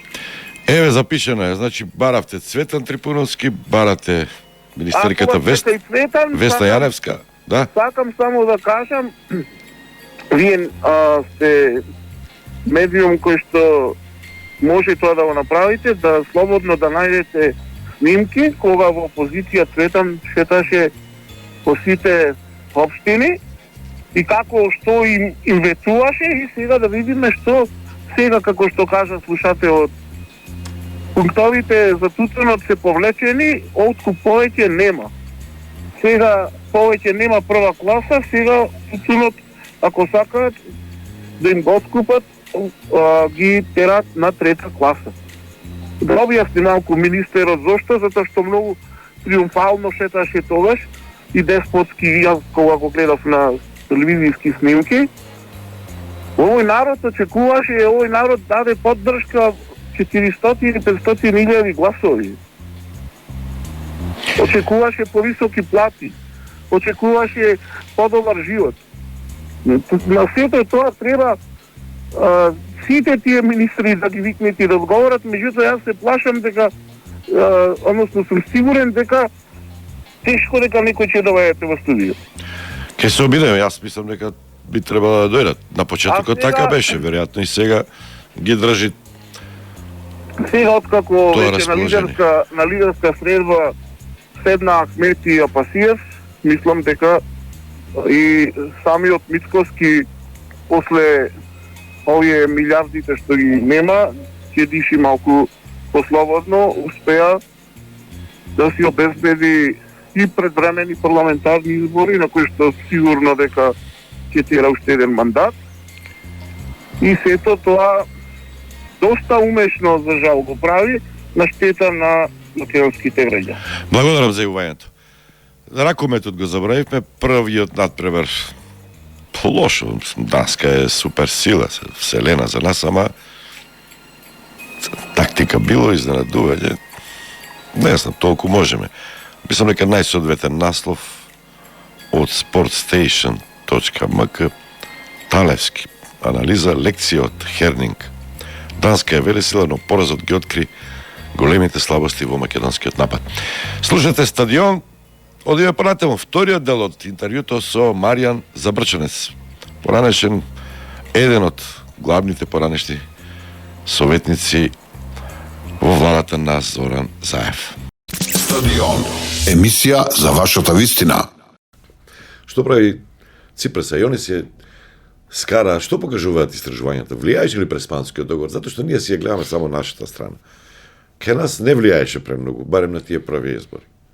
Од аспект на политички кариери, рейтинг. Се покажа. Може би од задостојното после 2002.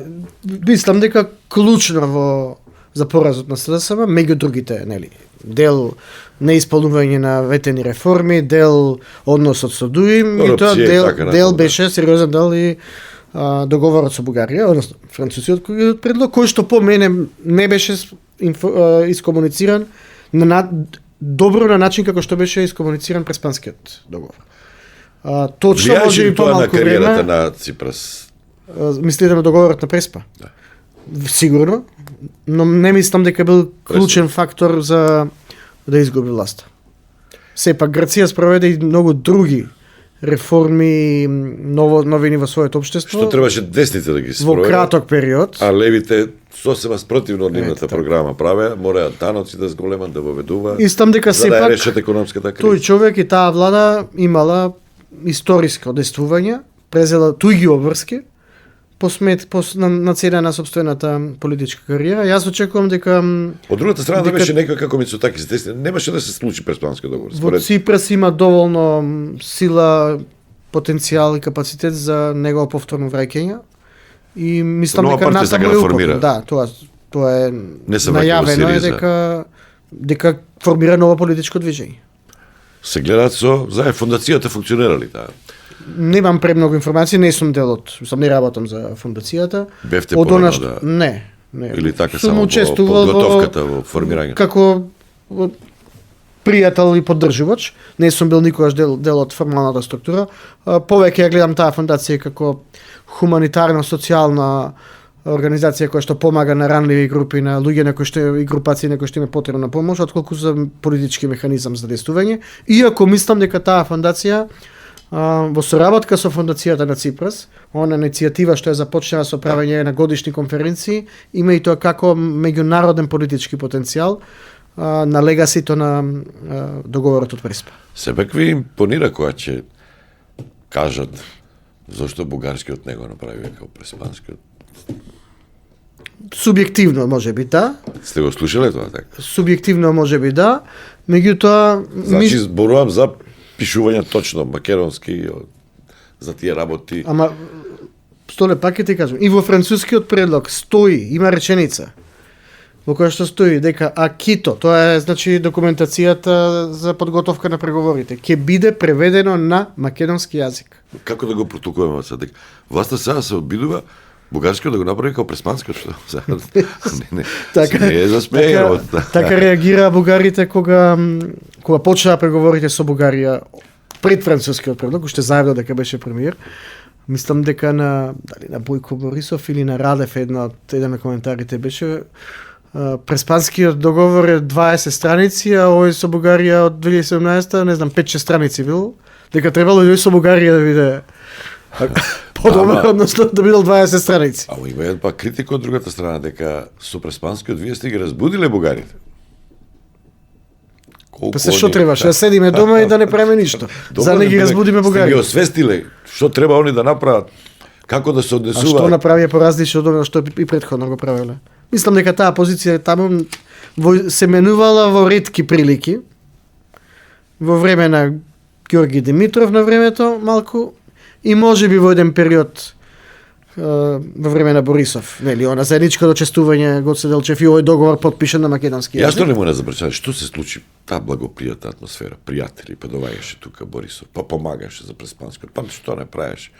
Рейтингот тука според некои истражувања што сум гледал, му порасна како што Вујчик е сега популарен, Се беше случи, популарен. што се случи? Што се случи после? Се случи, Каракачанов ли е главната алка или што е Се работа? случи интервенција од поголеми меѓународни играчи, под руско влијание се разбира, на кои што очигледно им пречеше македонската интеграција во Европската унија, на кои што им пречеше веројатно и налетот на продемократските сили во Бугарија, па мораше да се вратат некои ретроградни структури таму, некои ретроградни структури овде, со цел да, мислам дека е геополитичка интервенцијата.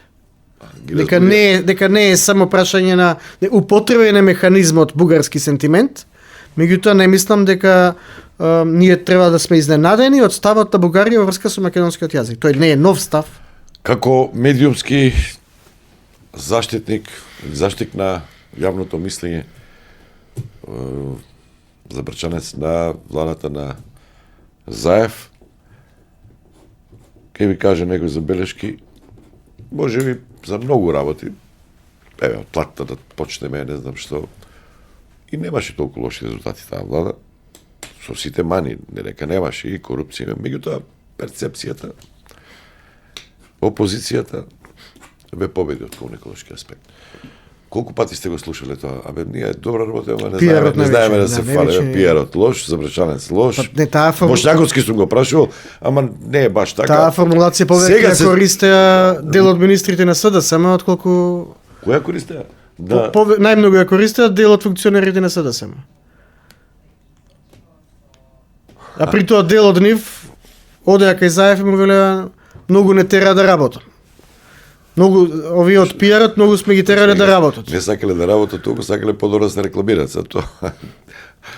Затоа што Значи, не успеа да ви шегата наметне на страна. негативна перцепција, што сега се обидува, сега им пречи на самото ВМРО. Неспособна Македонија никаква и сега се обидува позитивна димензија да врати. Видете, значи автократските политички структури секогаш имале поагресивен пиар и функционирале во поконтролирани услови кога се на власт.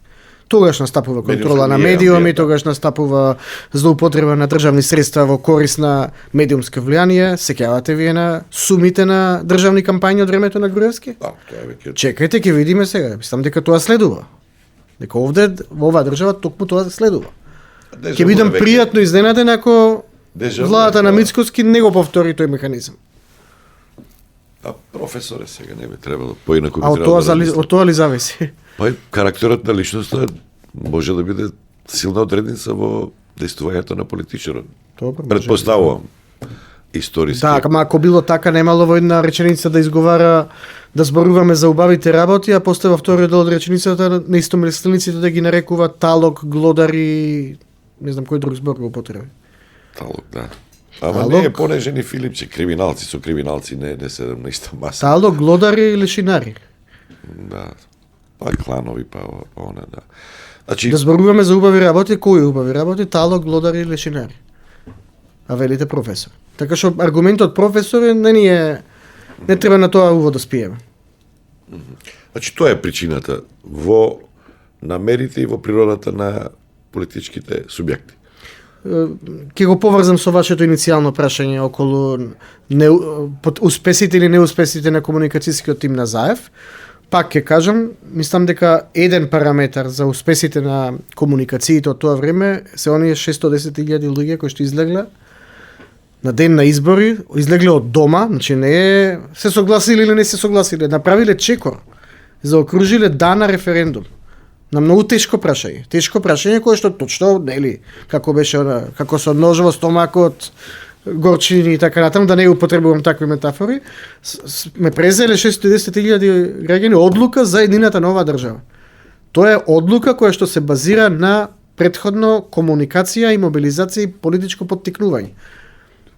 Вие ако не сте верувале дека тој договор може нешто добро да ја донесе на земјава, бисте се дотерале ли дента да излезете на кутија да гласате за?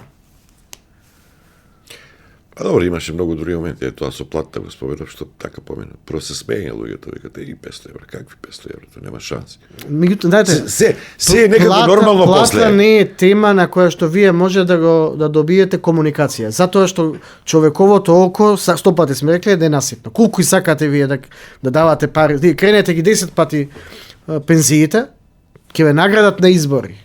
Или нема да ве наградат. За избори зборувам, Меѓутоа нема да ве аплаудираат. Луѓето си сметаат и со право по мене дека повисока плата и повисока пензија е нешто што си го заслужуваат. Тоа треба да биде нормален. И што е нормален процес?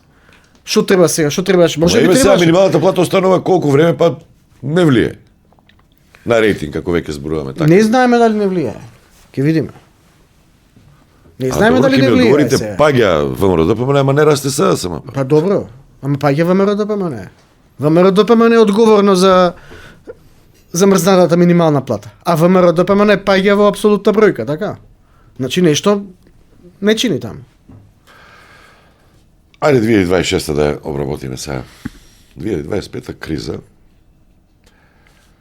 Да кажам дека песимистите забрачанец за европските прашања за оваа година, тоа ќе биде точно, така? Да.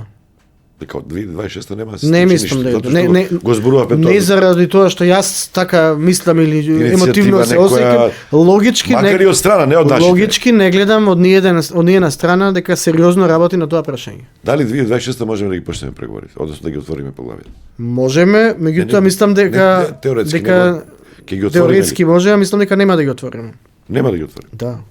Не гледам процес кој што го покажува дека А ќе еве го отвориме. Украина, Молдавија и тоа веќе како наратив се слуши. Во пакет сите сакале некеле ке не турат. Ама не турат.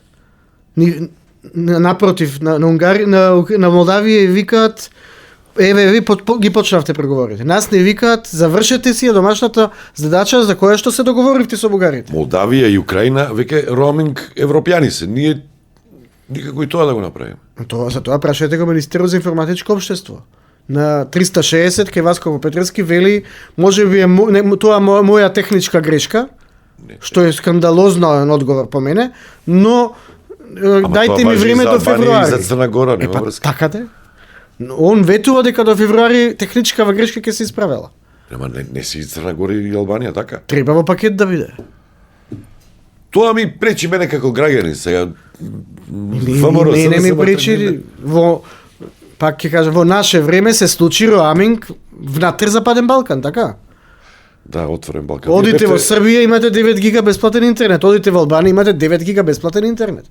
Зборувате, јас и вие можеме на обична линија да зборуваме бесплатно, додека вие сте во Боста, јас сум во Скопје. Тоа е придобивка на европските интеграции на претходната влада.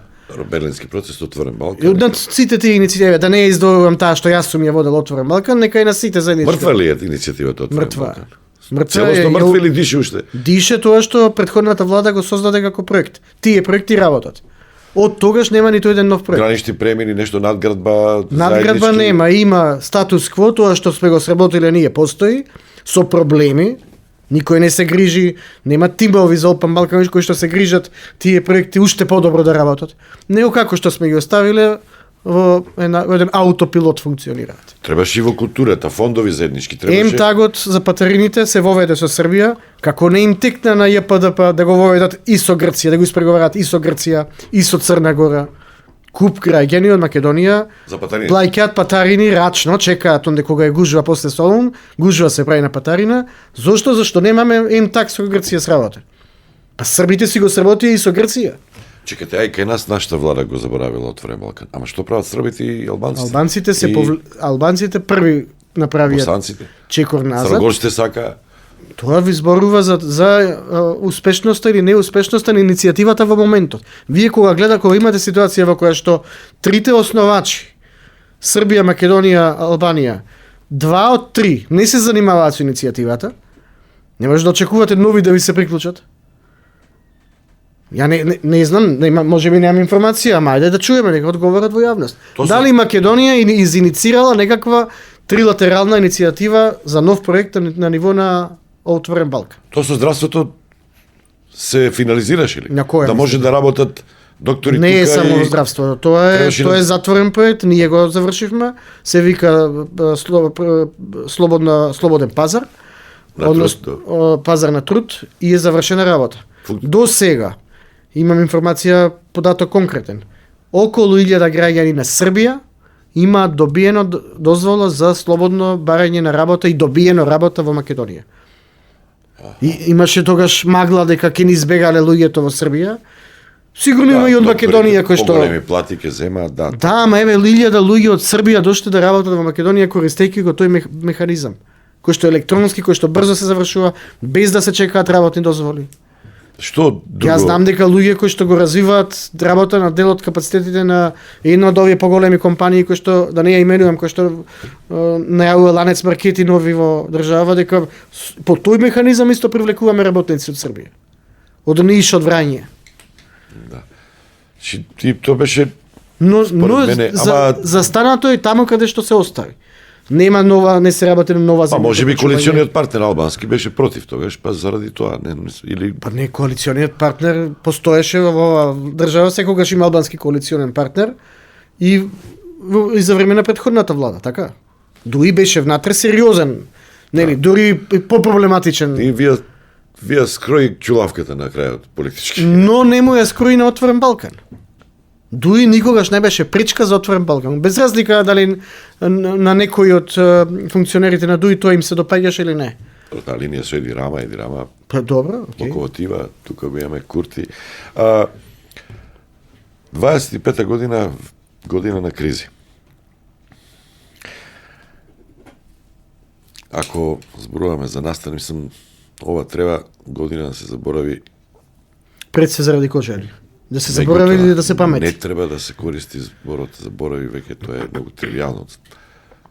Да се заборави како нешто што никогаш не треба да се повтори. Меѓутоа, треба да се памети како поука за да се работи на тоа никогаш да не се повтори. Така мислам дека треба.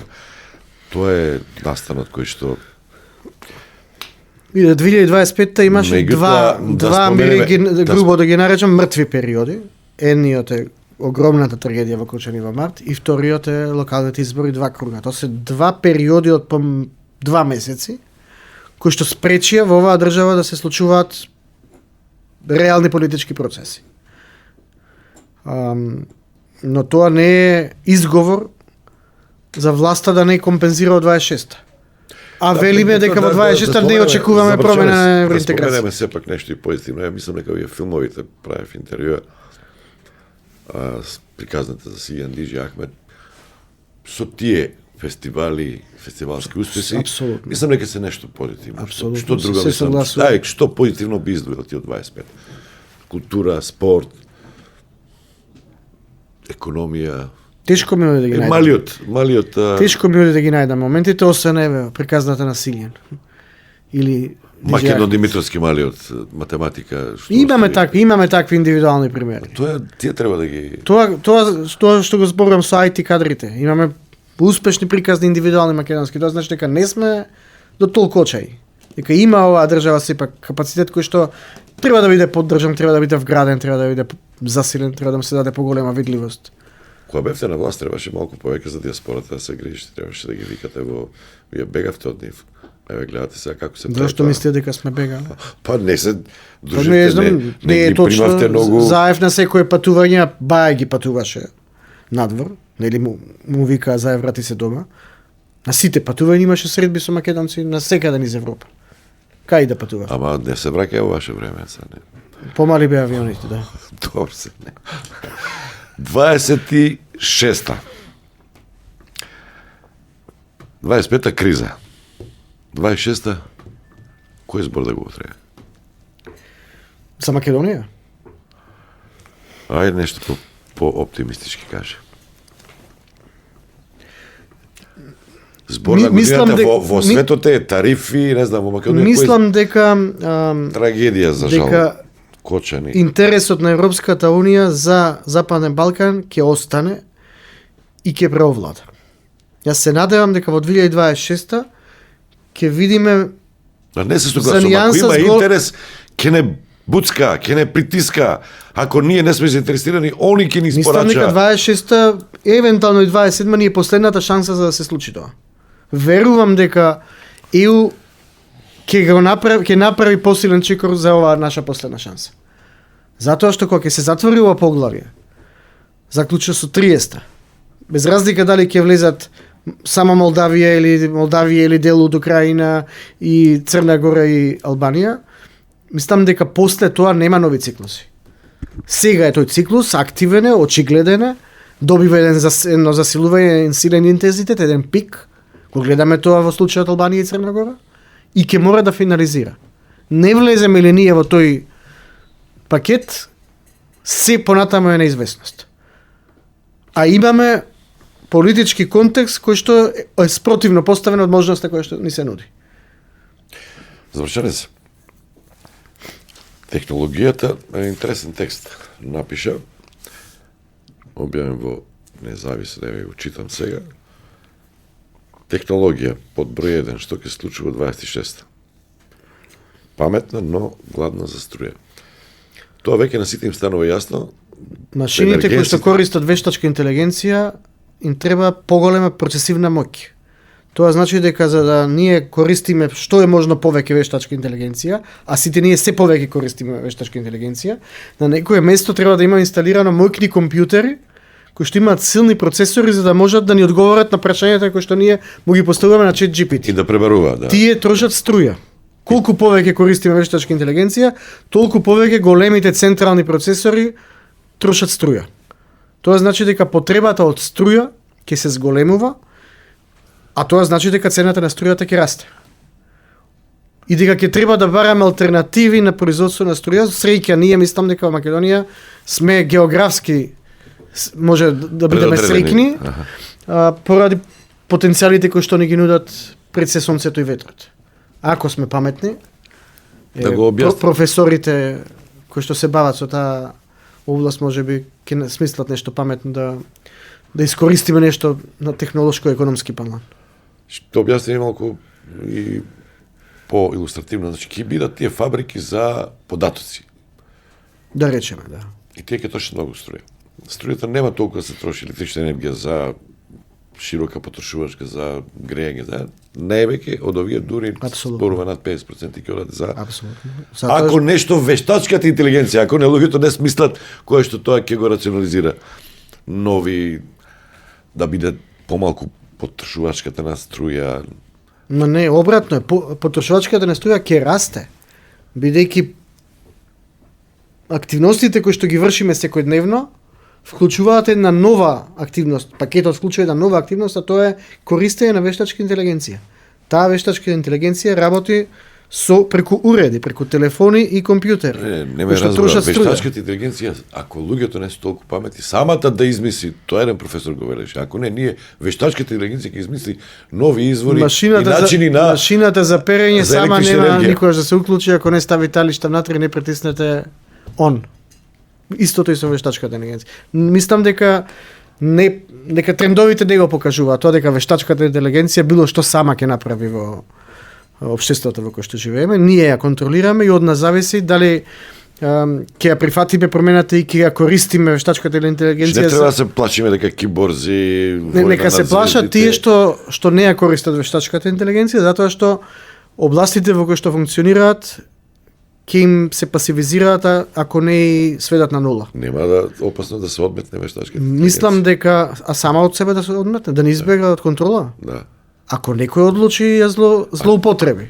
И пак е човечки фактор. Ама и тука има, тој професорот вели, па голема работа.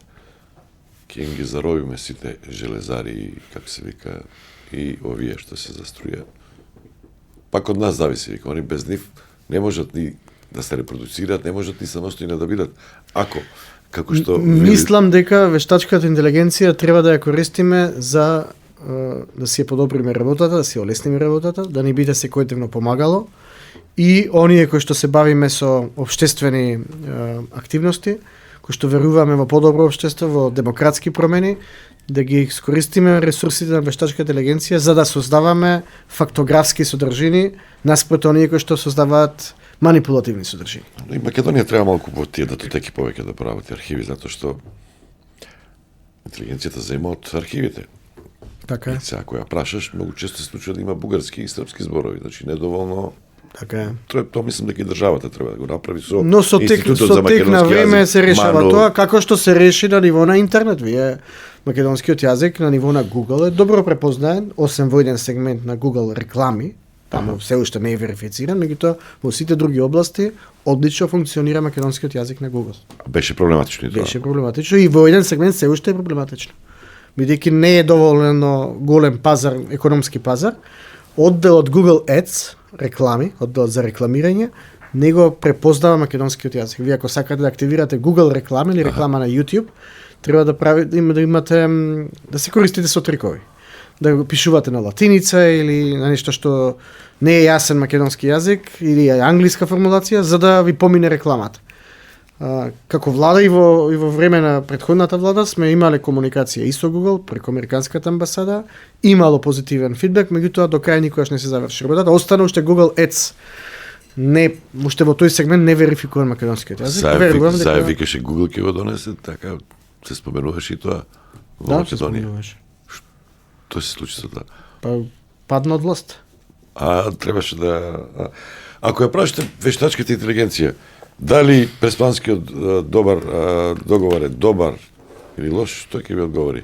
Те да провериме сега, сакате? Ќе биде политички коректно, ќе ви рече на тоа прашање не може да ќе одговори. Јас мислам дека ќе одговори дека е позитивен, земајки ги во предвид изворите, односно архивите, сигурно ќе има дел во кој што ќе каже, ќе ја спомене и критиката, меѓутоа дека мислам дека генерално ќе издоминира, али може после мисија баш да пробаме неутрално да го поставиме прашањето.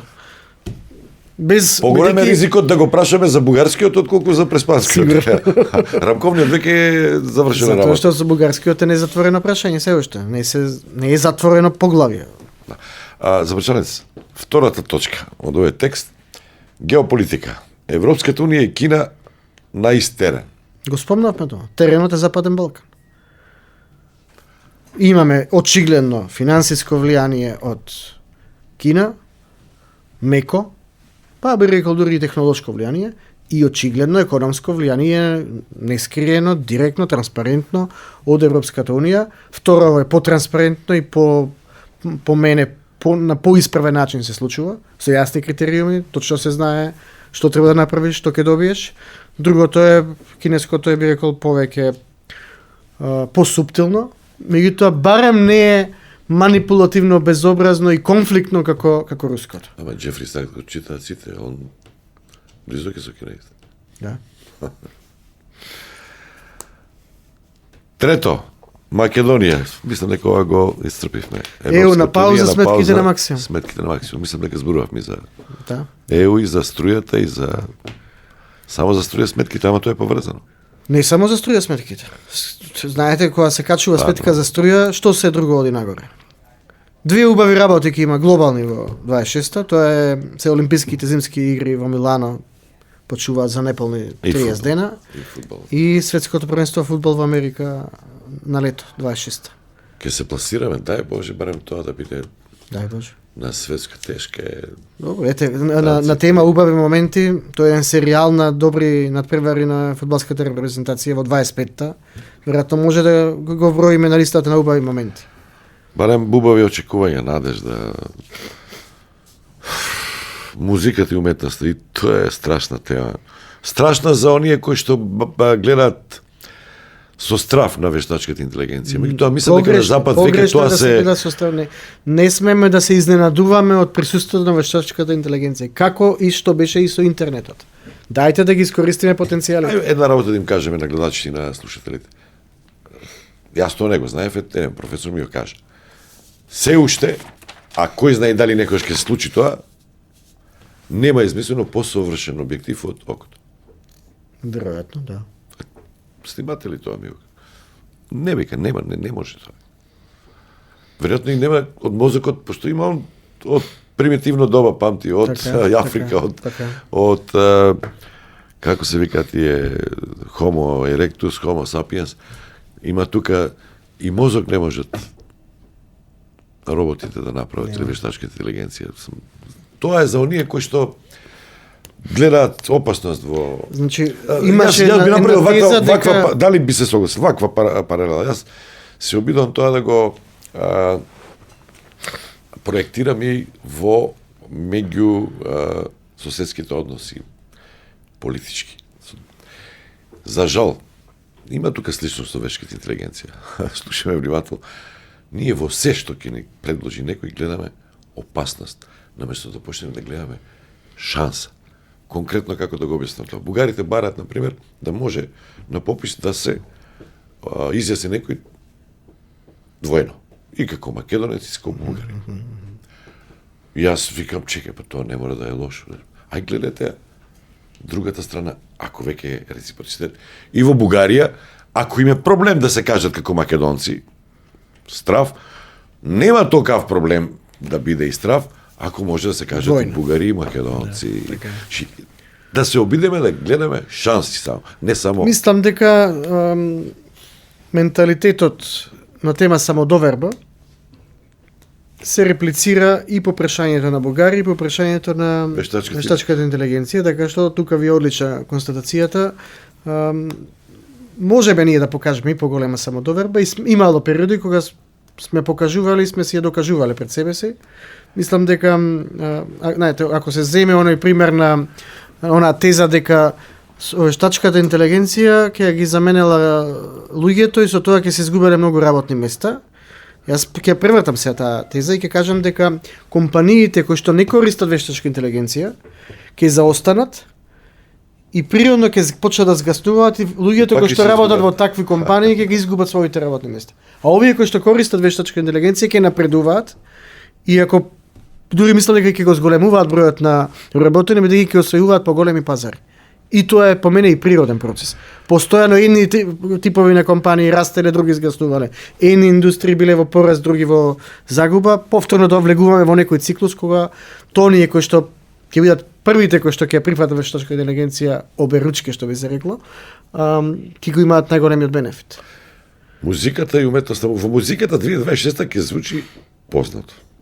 Ајде, тоа се зборува да има анализи и трендови кои што покажуваат дека оние не знам некој диско електропоп транс, дека електронската поп музика која што се искомерцијализира во 2000-тите, дека таа ќе се врати на сцена, дека ќе слушаме ние се повеќе електронска музика која што е општо прифатена за уво. Не знам, да речеме нека ако треба како модел на музика да ја најдам како конкретен пример, би издоло она на Дуа Липа. Таа содржи во себе електроника и поп и диско, која што има малку некој призвук на 2000-тите, на некој на време од 20-30 години, ама сепак има и модерен ритам.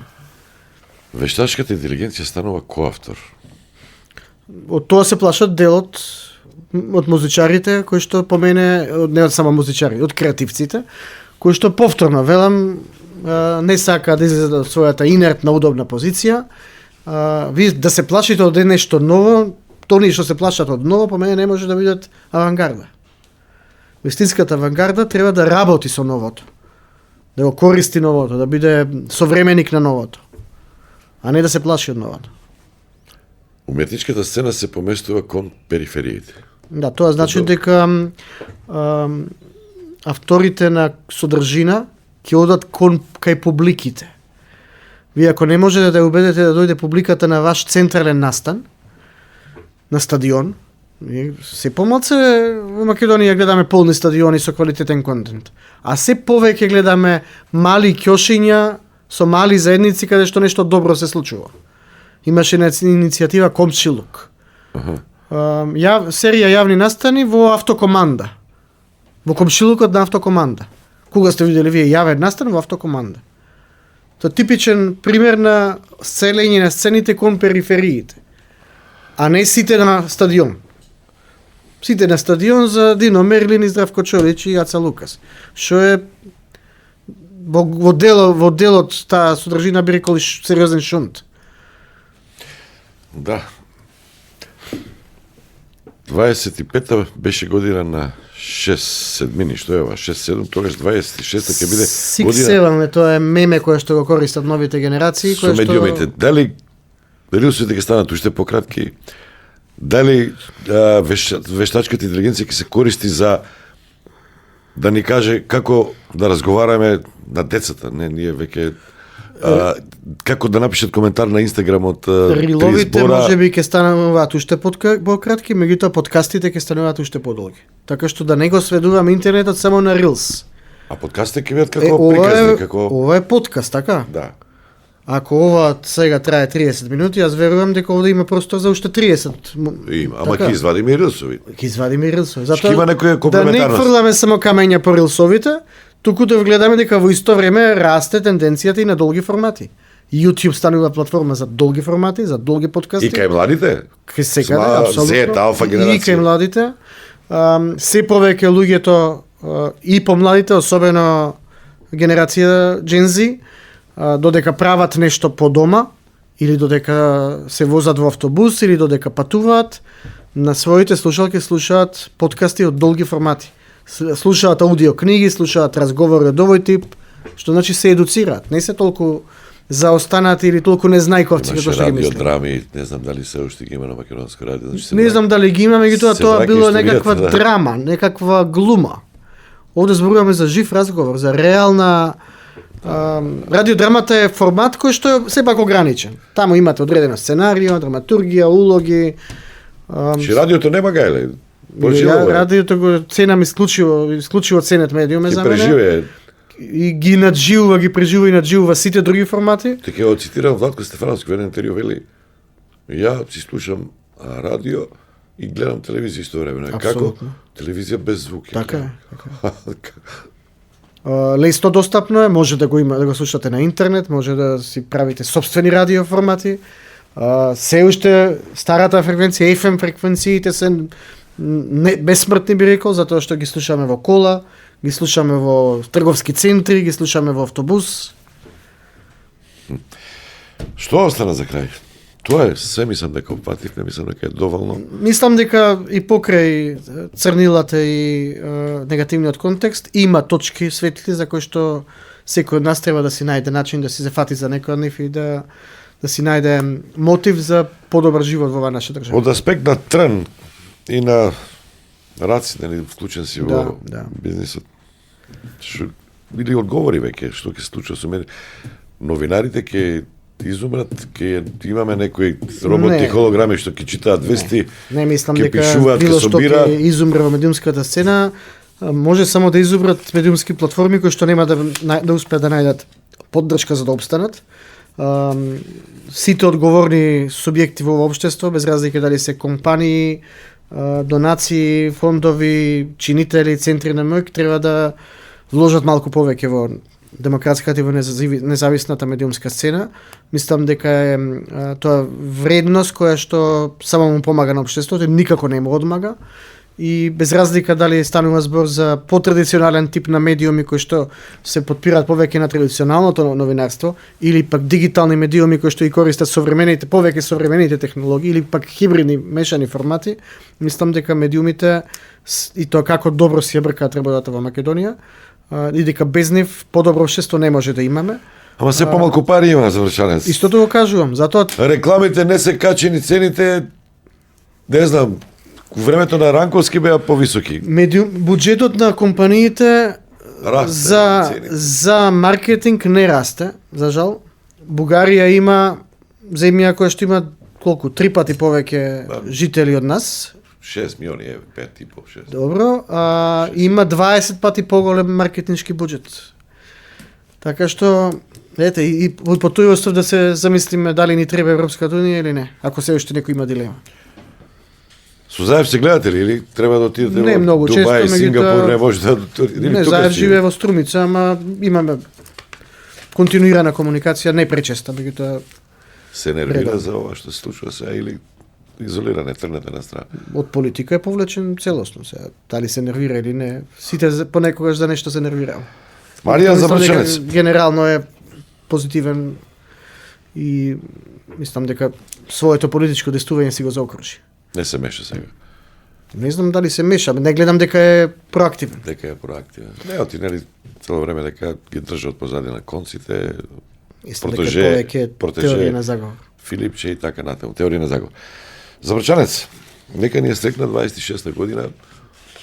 Па најголем дел од овие работи што ви кажа не се лоши, убави се. Ајде да. Нека има здравие, нека ако има Зборувам за последниот дел. здравие и логичка, чиста критичка мисла, ќе има и успех. Да, во секој случај. Што би рекле, умот да не држи. Убаво да не држи. Стадион, емисија за вашата вистина.